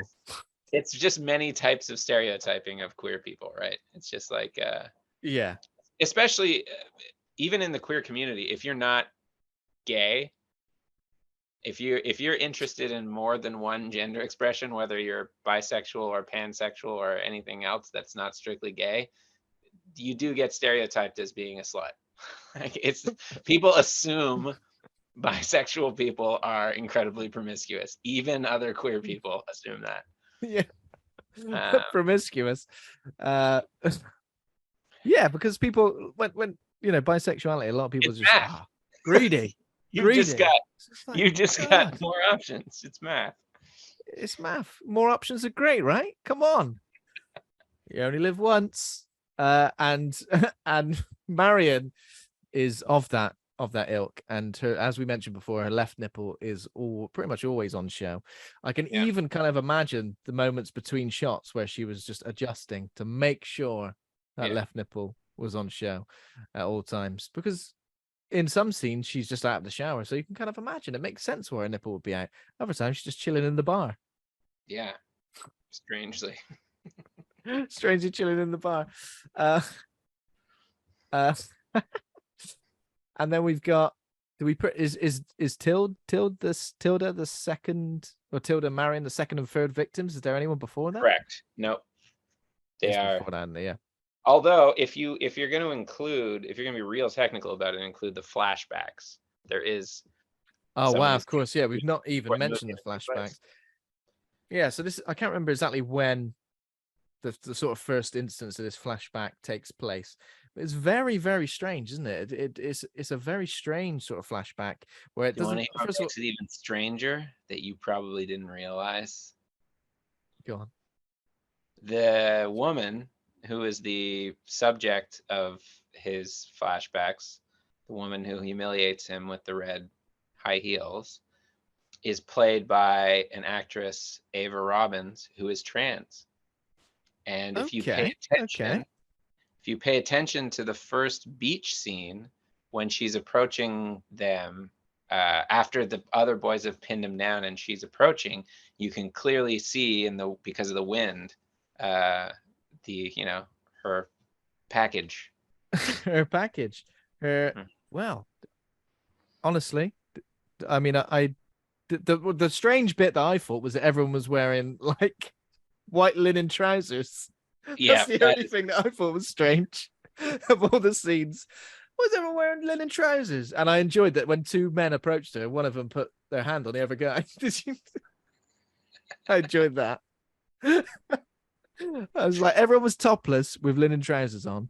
And yeah, so this woman is strange, isn't it? Because what were we supposed to believe that this situation was? It was like a situation where there was going to be some sort of like group sexual activity, and one of the characters for some reason hit her first.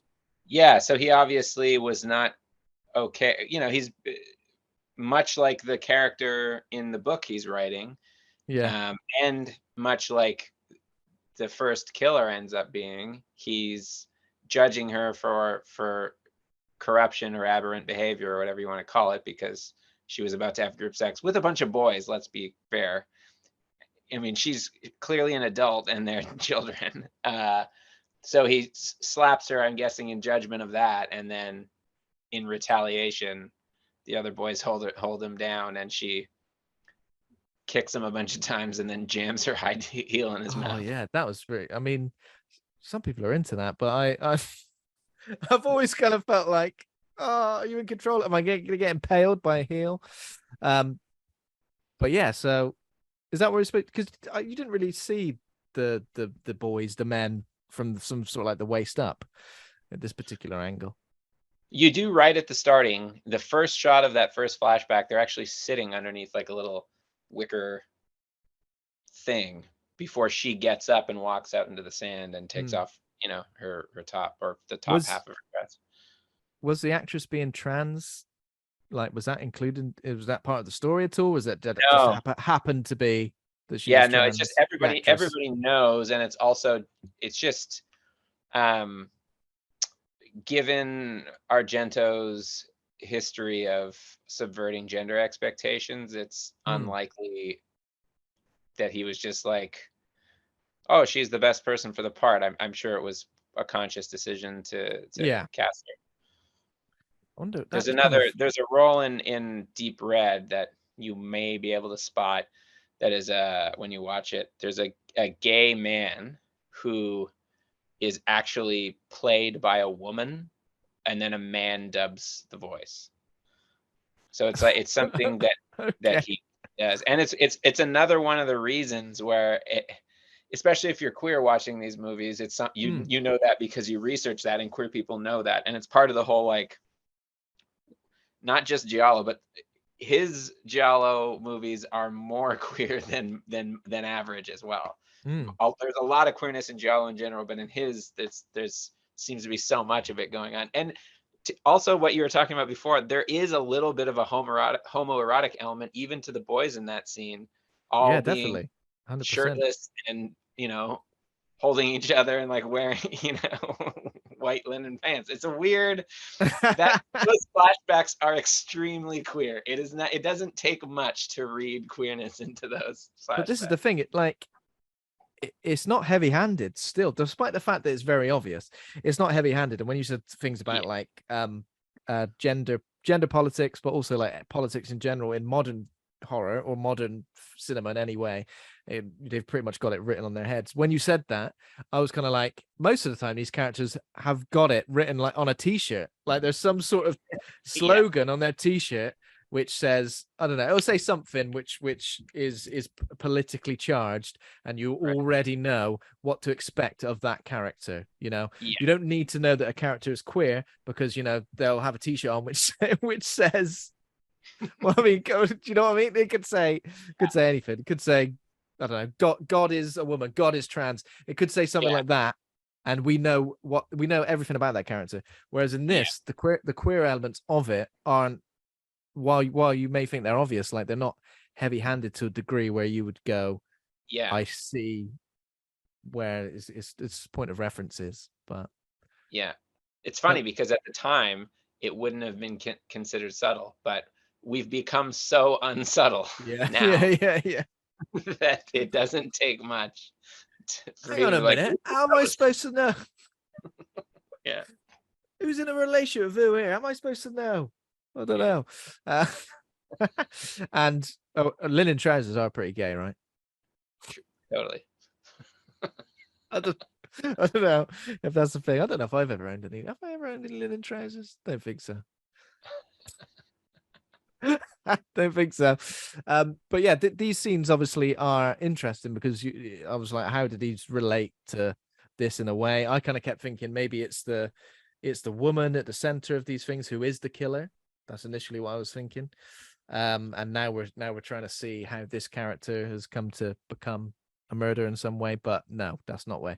But red shoes are very, very key to how the plot unfolds from there. So yeah, poor the boy that she humiliates is obviously Peter Neal. Yeah, it's Peter Neal. And I wasn't just looking at the forearms at this point because he's a lot younger. Developed some hairy forearms in older age. It tends to happen, when you get older, you develop hair in places you never had it before. Forearms, ears, nostrils. So yeah, poor Tilda and Marion get killed. They're having an argument at home.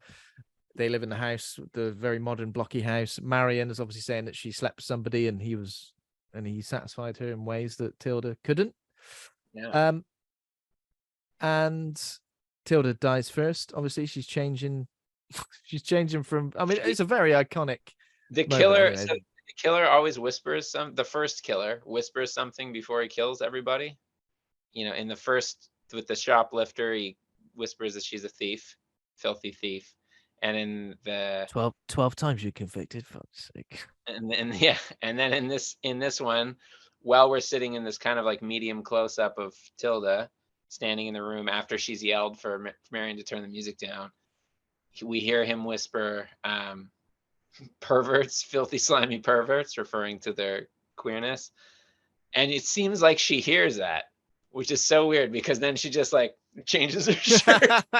Makes no sense. She hears it and she goes, damn internal monologue again. And she shouts out to Marion, will you turn the main theme to the movie Tenebrae down, for God's sake? I'm sick of it. That's a thing. I don't know if you've watched any of the videos that we have in the campaign for Bath Bomb, but it's one of the many tropes from giallo that we're gonna adopt is And he's not the first person to do it either. Argento, it was happened a lot in giallo, is blurring the lines between diegetic music and non-diegetic music. So it's like something that you think is the score is actually being played in the scene. You find out later, and the opposite happen often too, where it's like somebody plays something on a stereo, and then as the scene goes on and the emotion of the scene changes, the music changes to match the emotion of the scene, and you're like, wait a minute, didn't somebody just play that on a stereo? How could it possibly be following the scene? I love it. It's one of my favorite things about giallo. It was just like, yeah, there's so much weird idiosyncratic stuff going on in this genre. It's the best. Yeah. And as we've obviously mentioned about Marion being topless, we've mentioned that she's soaking wet as well. She just got out of the shower, and as I already mentioned, she's drying herself off with a sheet. And after, well, obviously before we mention that, Tilda, the razor does slice her shirt, and that iconic scene of the iconic visual of her sort of like looking through their deaths are iconic. Most of the posters for this movie are either the image that's behind you right now of Tilda through the sheet, which is what's on that Japanese release poster I have, or it's Marion's head hanging through the glass with her hair down after she gets killed. I mean, those are both really cool, very well choreographed kills. Like they're really good visuals, definitely. So yeah, kills the pair of those, and then send another letter to Peter Neal after that. I believe so. Yeah, you never guess what. And then pretty much doubles down on what he was whispering about them being filthy perverts and the degenerates used. Pretty sure it is. Don't say I've added that, because it definitely wasn't on purpose. No, I think it's something like that, isn't it? A couple of terms. He keeps talking about aberrant behavior. He uses that term a lot. And corruption. Those are the terms he likes to use. You know, I really do think that this movie might have, I mean, I know giallo was an influence on Andrew David Walker, the guy who wrote Seven, but I think this movie kind of in particular, because the killer's killing people essentially for their corruption, Sins, which is far off from killing them for their sins. Yeah, and different reasons as well, isn't it? Yeah, like, so yeah, someone's sort of shoplifting, being gay. If there's two things I hate, that's what the killer's saying. Shoplifters number one, all right? I can't forgive that for a second. 12 times shoplifted. That's the worst. Being gay, close second. Third, what's the third one? So I think is the next scene the dog. So, well, there's a few things that happen. Also the fact that Marion's head smashes through glass, that's like a classic Argento thing. Yeah. It happens, I think, several times in Suspiria. And it happens, you haven't watched Deep Red yet. Never mind. I didn't say anything about Deep Red. We actually see the killer's hideout for a second immediately after the Marion death. After he takes the pictures, we see that there's a room where he's like been developing his photos and hanging them, classic, which is also something that happens in Seven. Yeah, of course. And then there's like, you meet the hotel manager and his young daughter goes up to like fix the hot water in a very weird, like flirty scene. And then Anne comes back and accuses him of flirting with her. And then he says, that's jailbait.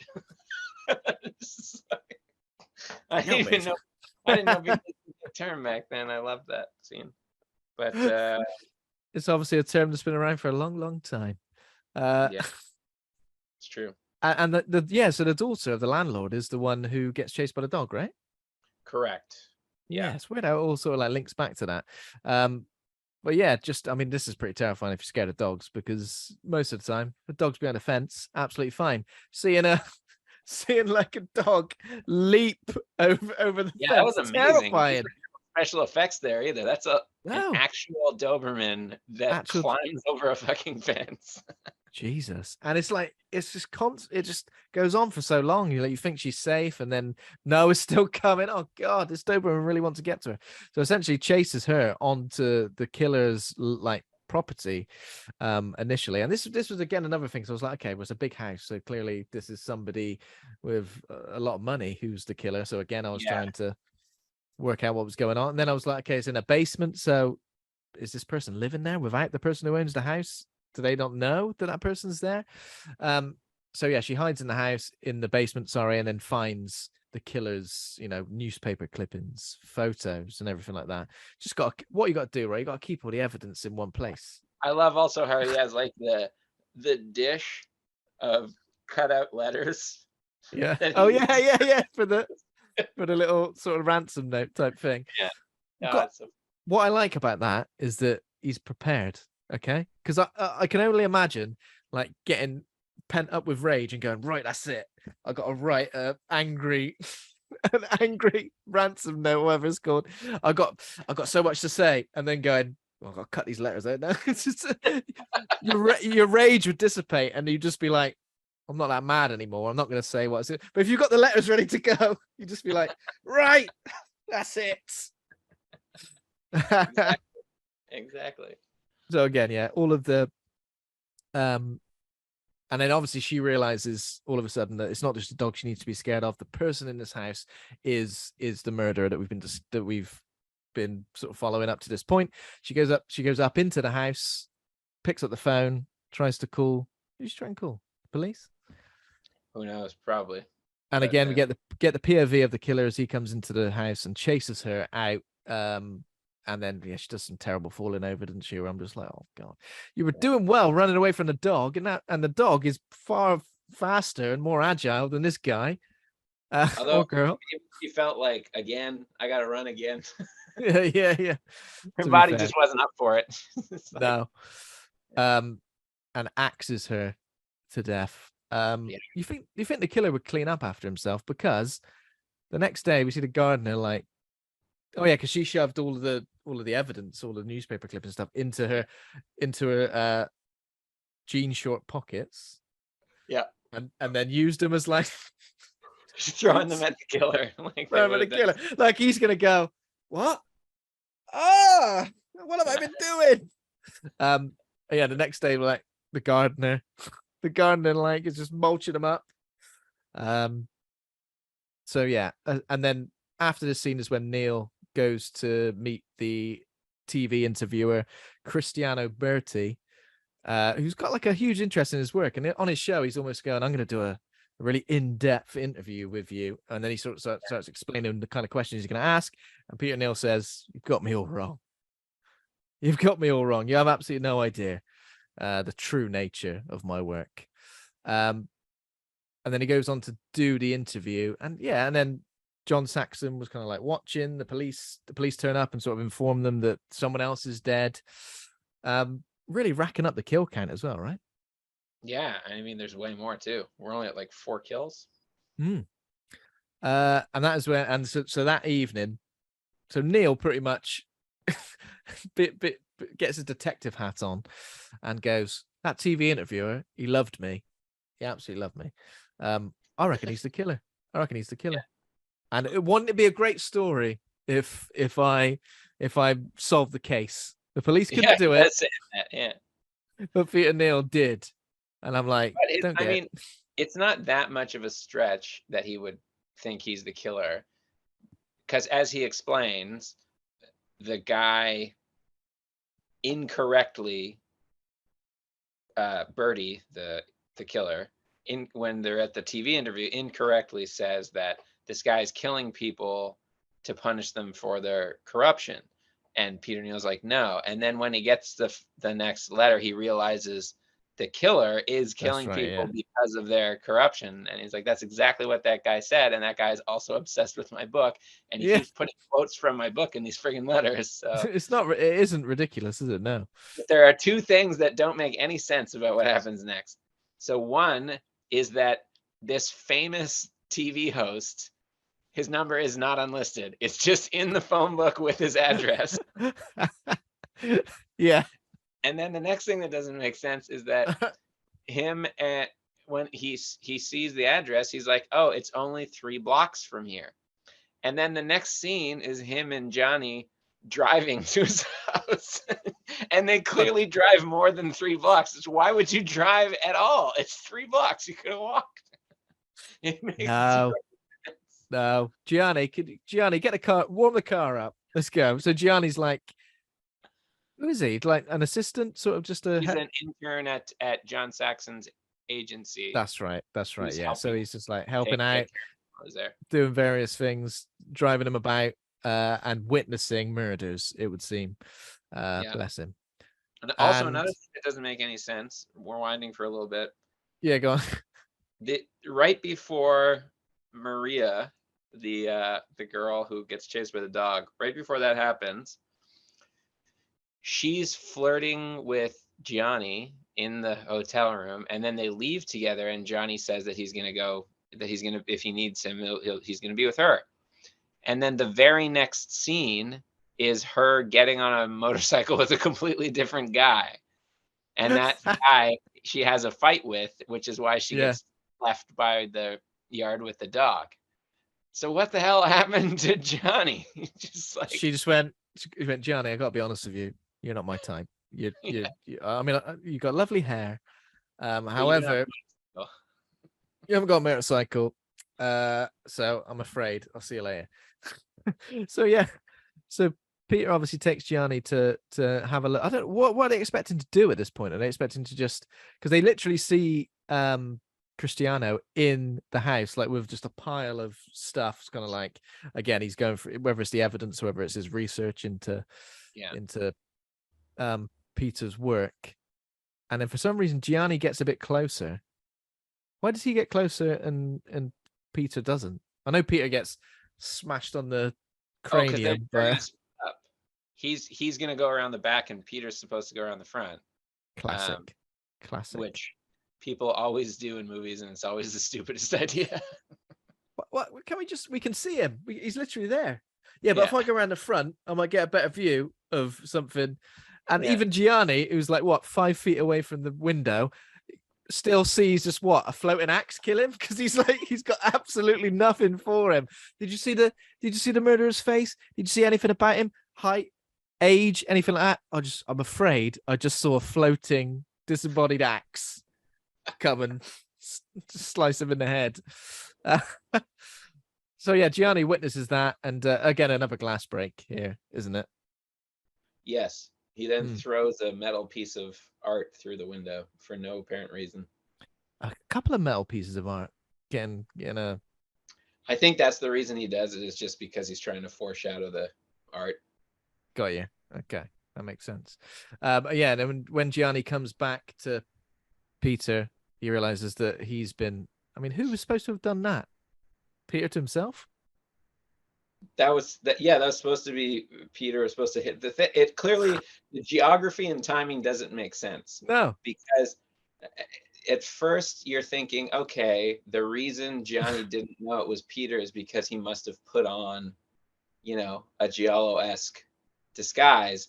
But that means that he split up with Johnny, changed clothes, got into the house, turned the lights out, killed the guy, changed back into his regular clothes, bashed himself in the head with a rock, and went back to his original location in front of the house. So it's that like John find him. One of those things as well, where you're like, your body won't allow you to physically hurt yourself. You're like, right, I'm going to punch myself now. Oh no, I can't physically do. I don't feel like, could you smash yourself in the back of the head with a rock? I feel like you just like give yourself a light tap. Because it was like he had like a bald spot afterwards, didn't he? Yeah, like he really went for it. I feel like I'd just lie down next to the rock and then say, "Oh, I think someone hit me on the head with this rock." That's a fully commit to smashing your head in with a rock. Silly, but yeah, I think especially we're supposed to believe that Peter's never been in that house before either, right? Yeah. So he had to find his way in, find his way to like the. When I walk into a new house for the first time, it takes me ages to find a light switch. Oh, Can you just switch it? What? He's managed to switch all the lights. So he found a power grid. He also found the same axe that. To kill Maria. It's good. I mean, we're suspending our disbelief, but I still like it because again, I think it was at this moment that I went, okay, well, it's not Peter then. He's not the killer, because I think maybe a part of Oh, me was like, really? That was the moment when was I was it? like, "Oh, Peter I'm obviously gonna killed that guy." I'm gonna tell you the moment when I say I realized that it was Okay. Peter, but we'll get to it. We'll get to it. It wasn't this moment. I feel like by doing this full podcast episode, you're realizing what an idiot I am. I apologize for that. I apologize for that. I think I'm just like I think it's one of the reasons I enjoy horror films, right? Because despite the amount of horror films I've seen and all of the really common threads that run through all these films, I don't know. Sometimes I still feel like a sort of a brand new audience member witnessing these things for the first time. And I think But like something like Giallo. a lot of horror films, especially modern ones, just it's arbitrary at the end. Like Mm, especially these new, like the last two Scream movies, either you guess who the killer is because it's pretty obvious, but yeah, it's not obvious in like a, oh, if you go back and watch the movie again, all the clues were yeah, there, which is the case in Tenebrae. It's not 100%. obvious in Yeah, that way. It's obvious in just like they just picked a person who is obviously the killer, and then they didn't lay any trail of clues for you to figure out later. They just explain.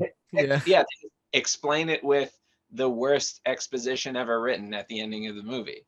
Uh, I but think it's I just, agree. And I think those films can probably learn a lot from a film like this, going back to it, because but the I funny think thing is those films all were influenced by these movies, like Scream mm, especially.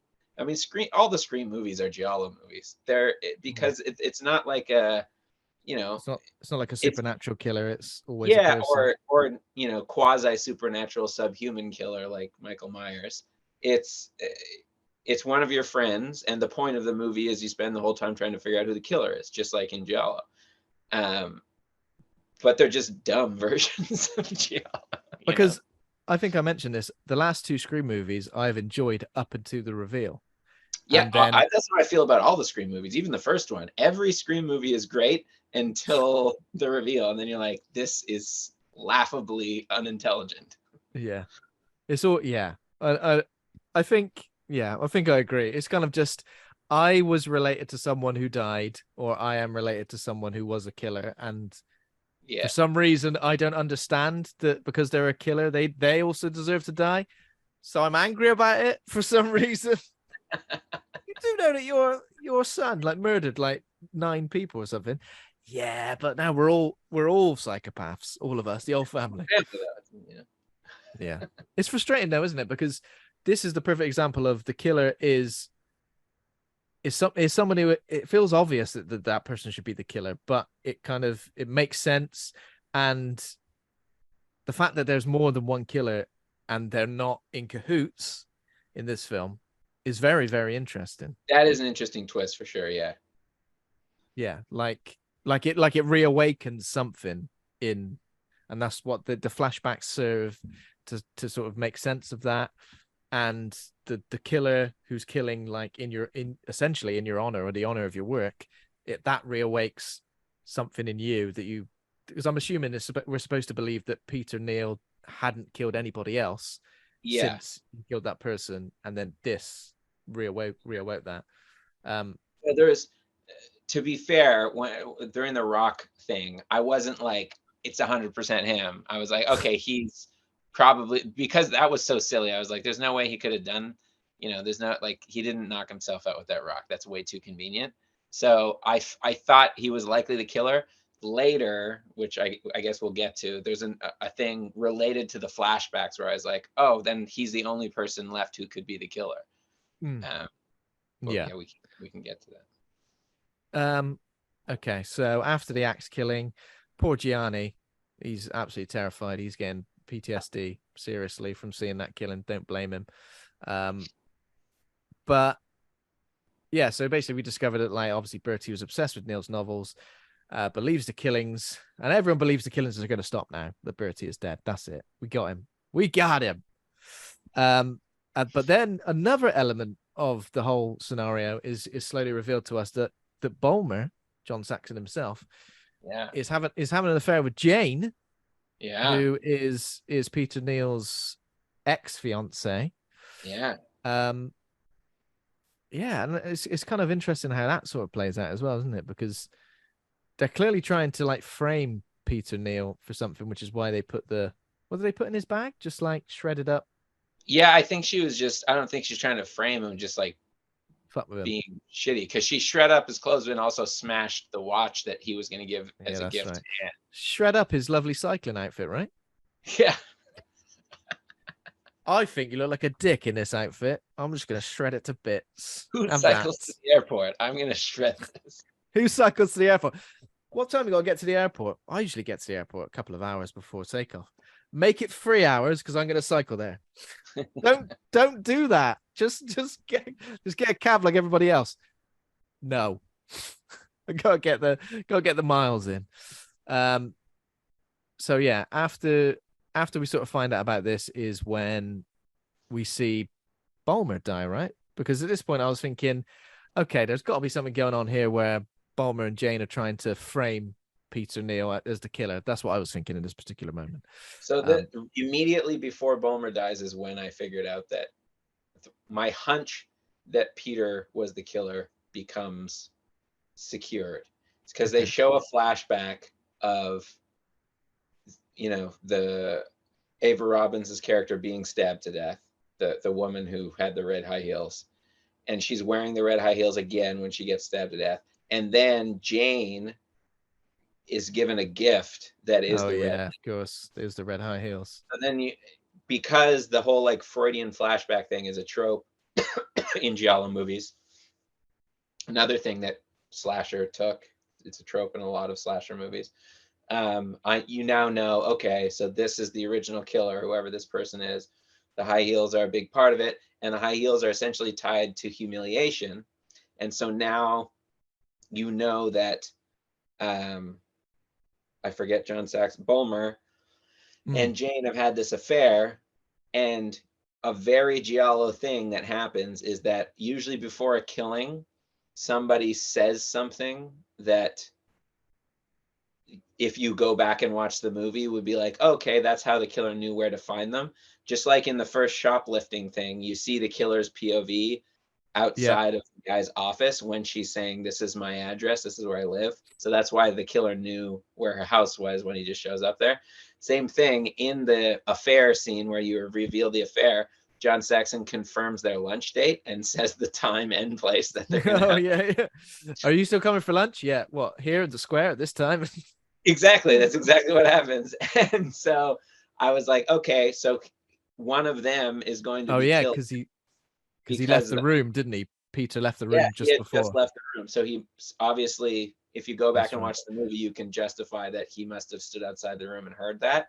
So then I'm like, okay, so one of those two is going to die next because of that piece of information being revealed. And now we know these red shoes things. So that means the killing is triggered by this humiliation component from the flashback, the Freudian flashback. Well, who's being humiliated now? The affair humiliates. Yeah. And so that's when I was like, okay, he's the killer, and he's what was the significance of Bulmer when he was in the square witnessing like a couple breaking up and also like two guys just fighting? I think that was kind of part of the random, unmotivated violence thing that Argento was trying to comment on with same thing, the dog and the homeless guy attack. Because Bulmer was loving it. He just like he saw two guys fighting. And he was like, yeah, classic. But then there was also randomly like the sweet kid who like loses his ball. It's just like, a little kid, So it was. I kind of felt like it was all kind of like a bit of a distraction that we were kind of like constantly looking around. Yeah. So you're not expecting the kill. And I guess what's interesting now is that the weapon is different as well. And obviously we know that the weapon's different because I guess Cristiano, yes, he was the killer with the razor. But now the killer has been replaced by somebody else. And the moment that I realized that the killer was Peter Neal was when he said he was going to Paris. And then it didn't show him on the plane, but it showed the plane taking off. And I was like, oh no, I'm not convinced. Unless I see him in the seat looking out the window, I'm not convinced. And that is the moment that I went, he's got to be the killer. That is a red herring. That's funny. The plane taking off.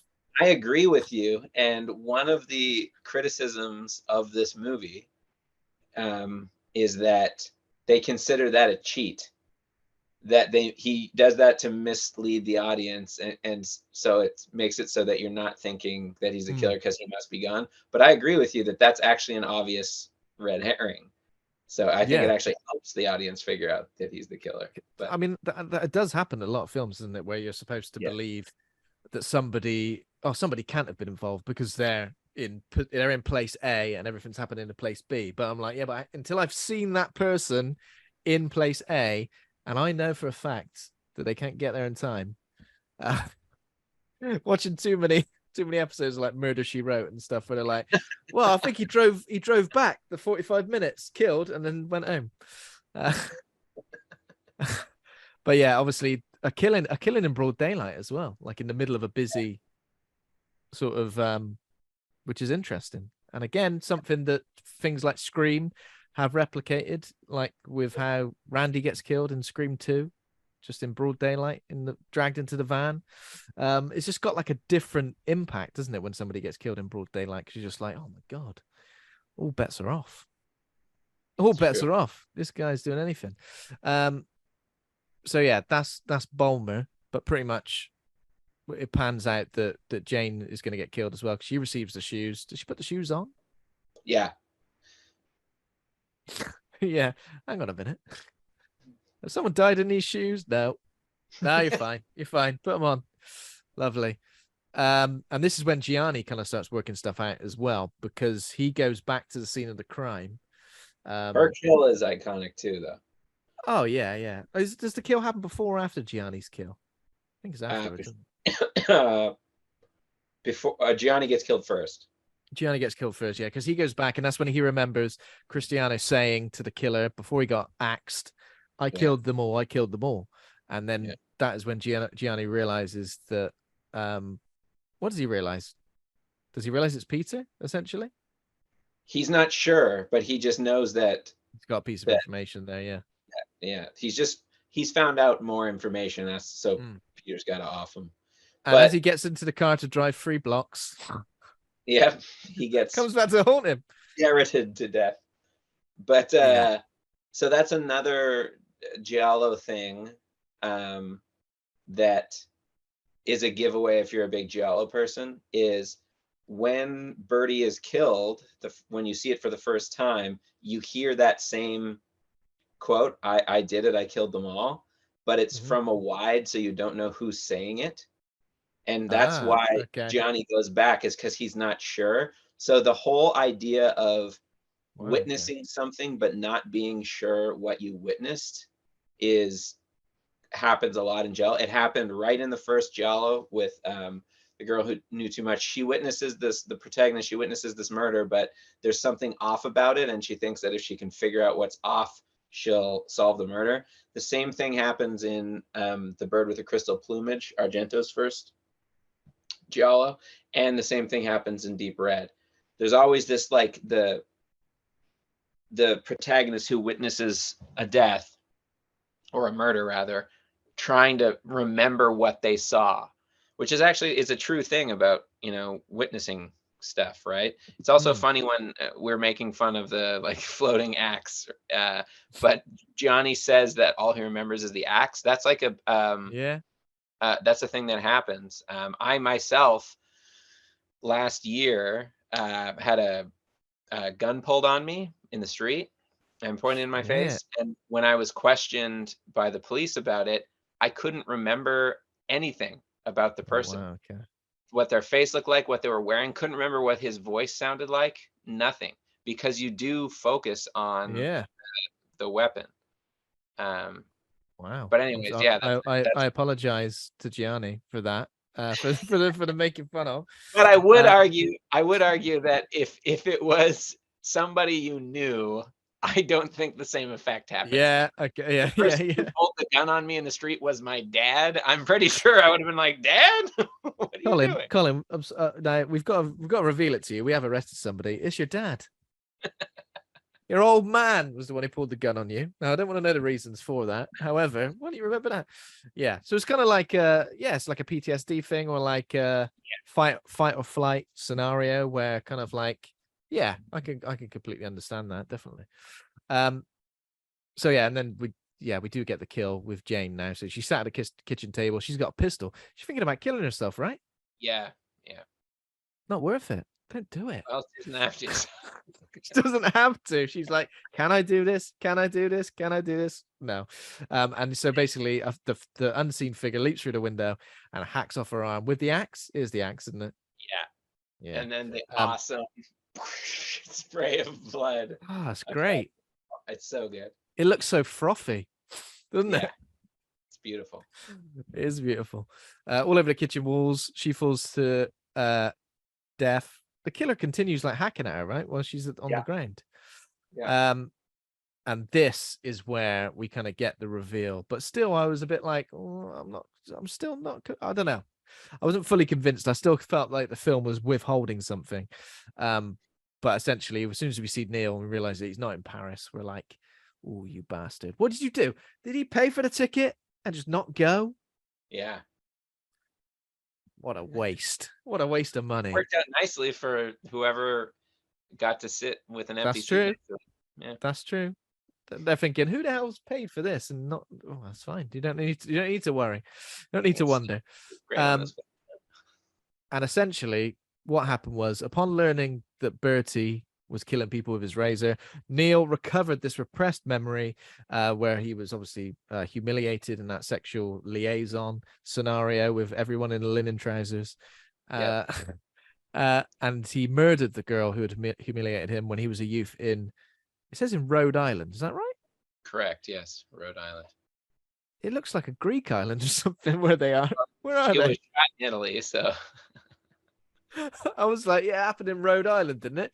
It looks like you're in Crete. It's literally lovely. On a lovely beach. Everyone's got like Mediterranean tans, linen trousers. This isn't happening in Rhode Island. What's going on? So yeah, that memory obviously tormented Neil, and then it inflamed this repressed bloodlust, driving him insane, and essentially like continuing. It says, I mean, it didn't really continue the stream of murders. It just allowed him to go and kill his agent and ex-fiance because, in a way, they humiliate. Yeah, that affair is like humiliating him. That gets used in giallo again too. The idea of backpacking or piggybacking your own murders on those of an existing killer, thinking that killer will take the blame for it. Yeah. What else is that? Or is that just a giallo trope? Yeah, it's just a trope in giallo. Oh, it's just a trope. Okay, interesting. Yeah. I think so yeah. Trying to think of another one. Do they do that in Black Belly of the Tarantula? It's possible, or they might do it in the Case of the Bloody Iris. I know there's one where it's like you see, because the killer gets thwarted in the middle of a kill and then is arrested, and then the killings keep then the killings carry on. Yeah, the person who's using that killer as a cover doesn't know that they got thwarted, so they keep doing the killings. And like, I mean, it's pretty ingenious, really. And it's like, what's that? I've had a load of murders that I've been dying to get done, and I've never found the moment to do it. Right? What's that? Yeah. Someone's killing people. Rude not to. Rude not to get it done. It's like if someone's doing the dishes, someone's washing up, and you're like, I got a couple of things actually. Yeah. Can you just? No. Once I've started doing the dishes, you can't come over and add things to the pile already. Yeah. It's fine. Don't worry about it. That's exactly the same. So again, there's a bit of a so Inspector Altieri arrives here. However, I think we're supposed to think it's Anne, aren't we? We completely skipped over Peter Neal and Anne having a little bit of a thing, because she mentions that she's been working for him for 6 years. She's never once stayed over, but she stays over, I guess, because both of them are feeling a bit unsafe. Scared, Yeah, and then they get it on. She particularly likes hairy forearms, and but yeah, in this moment, we're supposed to think that he's killing Anne, but it's not. It's and he just axes her, and he just completely bludgeons her with the axe. Although we know that's what's happening because we don't see her face. You're like, well, obviously it's not who he thinks it is, or they show her face. Yeah. So after he does that, that's when Detective Germani and Anne arrive, and then Neil's like, I can't escape. But luckily, uh, luckily I've got this device, right? And I don't know, are you familiar with the term blading in pro wrestling? Yes. Yeah. He basically does that. But Yeah. honest, this is so complex, this thing. Like, what are we supposed to believe? That he's had this made Yeah. recently? That he's Just always had it? anytime he needs it. So yeah, he slits his throat in front of them and they go, well, he's dead. Let's go. Yeah. That's the other thing that's hilarious is like, that's how a cop would actually react to it. Like, yeah, let's just leave the body here and deal with it later. It's time to go home. Yeah, because how many times in films does someone check the pulse of somebody and you go, well, they're obviously dead. Why are you checking the pulse? But you go, well, I suppose you got to. That's the rules. You got to confirm the death. This guy don't care. What's that? Yeah. A little bit of blood coming out of his neck. He's fine. He's dead. Sorry, he's definitely dead. Who knows how deep it went? But yeah, I was just fascinated by this because it looks good. This little thing he's got. Yeah. But has he always owned it? Has he recently had it made? Who's making this? I guess it's like a movie prop or something, right? It's gotta be. Yeah. It's even more meta. He uses the movie prop to kill himself in the movie. Yeah. And yeah, essentially Germani and Anne go outside, report the incident from the car radio, and then Germani. They don't. No, That's no, the they best don't. part of it. Do they That's the not? best part. He says, I'll report it from the car. And then they go to the car and they have a little conversation about how fucked up it was. And then he just goes back in for no reason. He never says why. And Actually, they you know didn't even what? do what they went out there for. I want to get another look at this dead body. I haven't seen many Yeah. dead bodies. You think working as a police detective, I would have seen loads. I haven't actually seen many. Let's go and have a look. Oh, he's gone. God damn it. So how does Neil kill Germani in this? Is he just That's another iconic shot that has been used in other films where Germani leans down to get a piece of evidence and he's been standing behind him the whole time. So when he leans down, he reveals him and then he axes him. Leans down to get a piece of evidence and makes it work as well. Well, that's cool. Oh, wait a minute. Hang on a minute.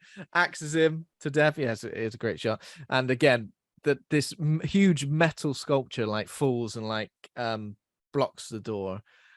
And I don't know, in this moment, I thought I knew what was going to happen, but it happened the opposite way. I thought maybe Anne was going to open the door and the metal sculpture was going to fall on her, but I don't know why. I just kind of thought I don't know. It kind of felt like that made more sense, but no, she opens the door, knocks over the metal sculpture, and it impales Neil. And I do like this shot of him like desperately trying to like pull it out of his. Also, an excellent ending to a movie. Instead of going into some stupid tagged on resolution, it's just screams. They blend the scream into the music as the credits roll, and that's it. Fantastic. Don't need to know anything. We know the reasons. We know the reasons. Also, everyone's dead. Interesting casting note. Okay. Argento originally wanted Christopher Walken for Peter Neal, and was disappointed that it didn't work out, and he ended up casting Anthony Franciosa instead. But a lot of people agree that it's actually better that happened because you would have guessed Christopher Walken was the killer right away. You definitely would have. Surely you can't overdub Christopher Walken. No, I mean Anthony Franciosa is doing his own voice in it. Oh, he is. Okay. So not everybody gets dubbed by somebody else. Usually the lead, especially if they're known, get dubbed themselves. Okay, that's good. Oh, must be a weird job to do that, to dub yourself in the wait, but a dub in the language they were actually speaking as well, right? Especially like English actors or English speaking actors. Interesting. And that's the end. That is the end of Tenebrae, which is great. Which is great. I mean, I definitely had a lot of fun with it. So God, why have I done this? Why have I done it? Every time I go to start to say we're going to play the name game, I forget what I've written like 5 hours before. God. So I don't know if you're familiar with how the name game works, but I will explain it to you, and then we'll give you an example, and then hopefully you understand. I'm going to give you some synopsisi. What's the right word for that? Synopsicals of a movie that sounds a bit like Tenebrae, but isn't Tenebrae, and the name of it will rhyme essentially with Tenebrae. What the fuck am I doing? Tenebrae. So yeah, that's. Say again. These aren't real movies then. These aren't real movies. Okay. They sound like Tenebrae, and basically, it's just very silly. God's sake, I don't like any of the ones I've written down. I feel like I'm gonna humiliate myself. God, that's all right. I'm trying to think of a. Let me think of a famous person with this name. Okay, so based on this synopsis, an American writer in Rome is stalked and harassed by one of the stars of the new Scream movies, who is. No, I'm not going to do that one. That one sucks. That one sucks. I hate it. Okay.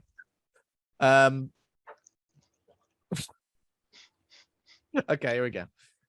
An American writer in Rome is stalked and harassed by a serial killer who is murdering homosexuals using a famous dye known for tattooing hands.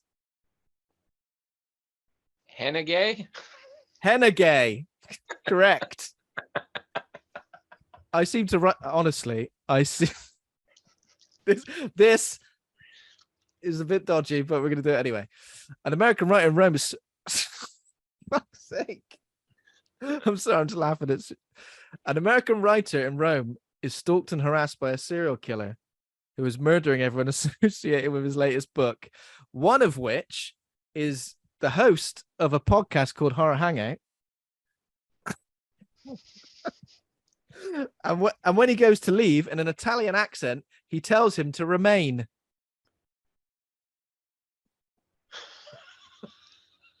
This is awful. I'm so sorry. I don't know why I wrote it down. It's Ben and something. Stay. He goes to leave, and he says in an Italian accent, tells him to remain. Ben, stay. Correct. Ben, stay. All right. Nice. I'm going. I'm off. I've had enough of this. I can feel myself going red by how bad these are. Basically, this is the part of the show I usually leave up to Andy. Oh, and I like that. This is clearly why. Okay. An American writer in Rome is stalked and harassed by a serial killer who is murdering everyone associated with his work on his latest book. He kills 9 people, but then realizes he's miscounted, and he's happy to realize he's killed one more. 10, yay. 10, correct. hooray. 10, oh yay. He thought he'd killed 9. He realized he'd killed 10, and he's happy. I'm not explaining it to you. I'm explaining it to me, just so I know. So basically, a few hours before this, I write down a little script of some things I'm going to ask you. And this name game part, I think I was in extreme tired mode when I did it. Henna gay, Benna stay, 10 oh yay. That's all I've got, unless you've got any from me, Colin. It's tough. This is a tough one to do, isn't it? It is tough. It's also, Tenebre is not it's a tough, it's only one word, which makes it limiting. The first one I was going to say was an American writer in Rome is stalked and harassed by a serial killer who's murdering everyone associated with the new Scream movies, one of the stars of which, also the star of the TV show Wednesday. I don't even know what the end, how I'm going to put the end bit in. One of the stars of the Scream movies and the TV show Wednesday, while she's in a horizontal position on her back. A horizontal position on her back. Yeah. Jenna Lay?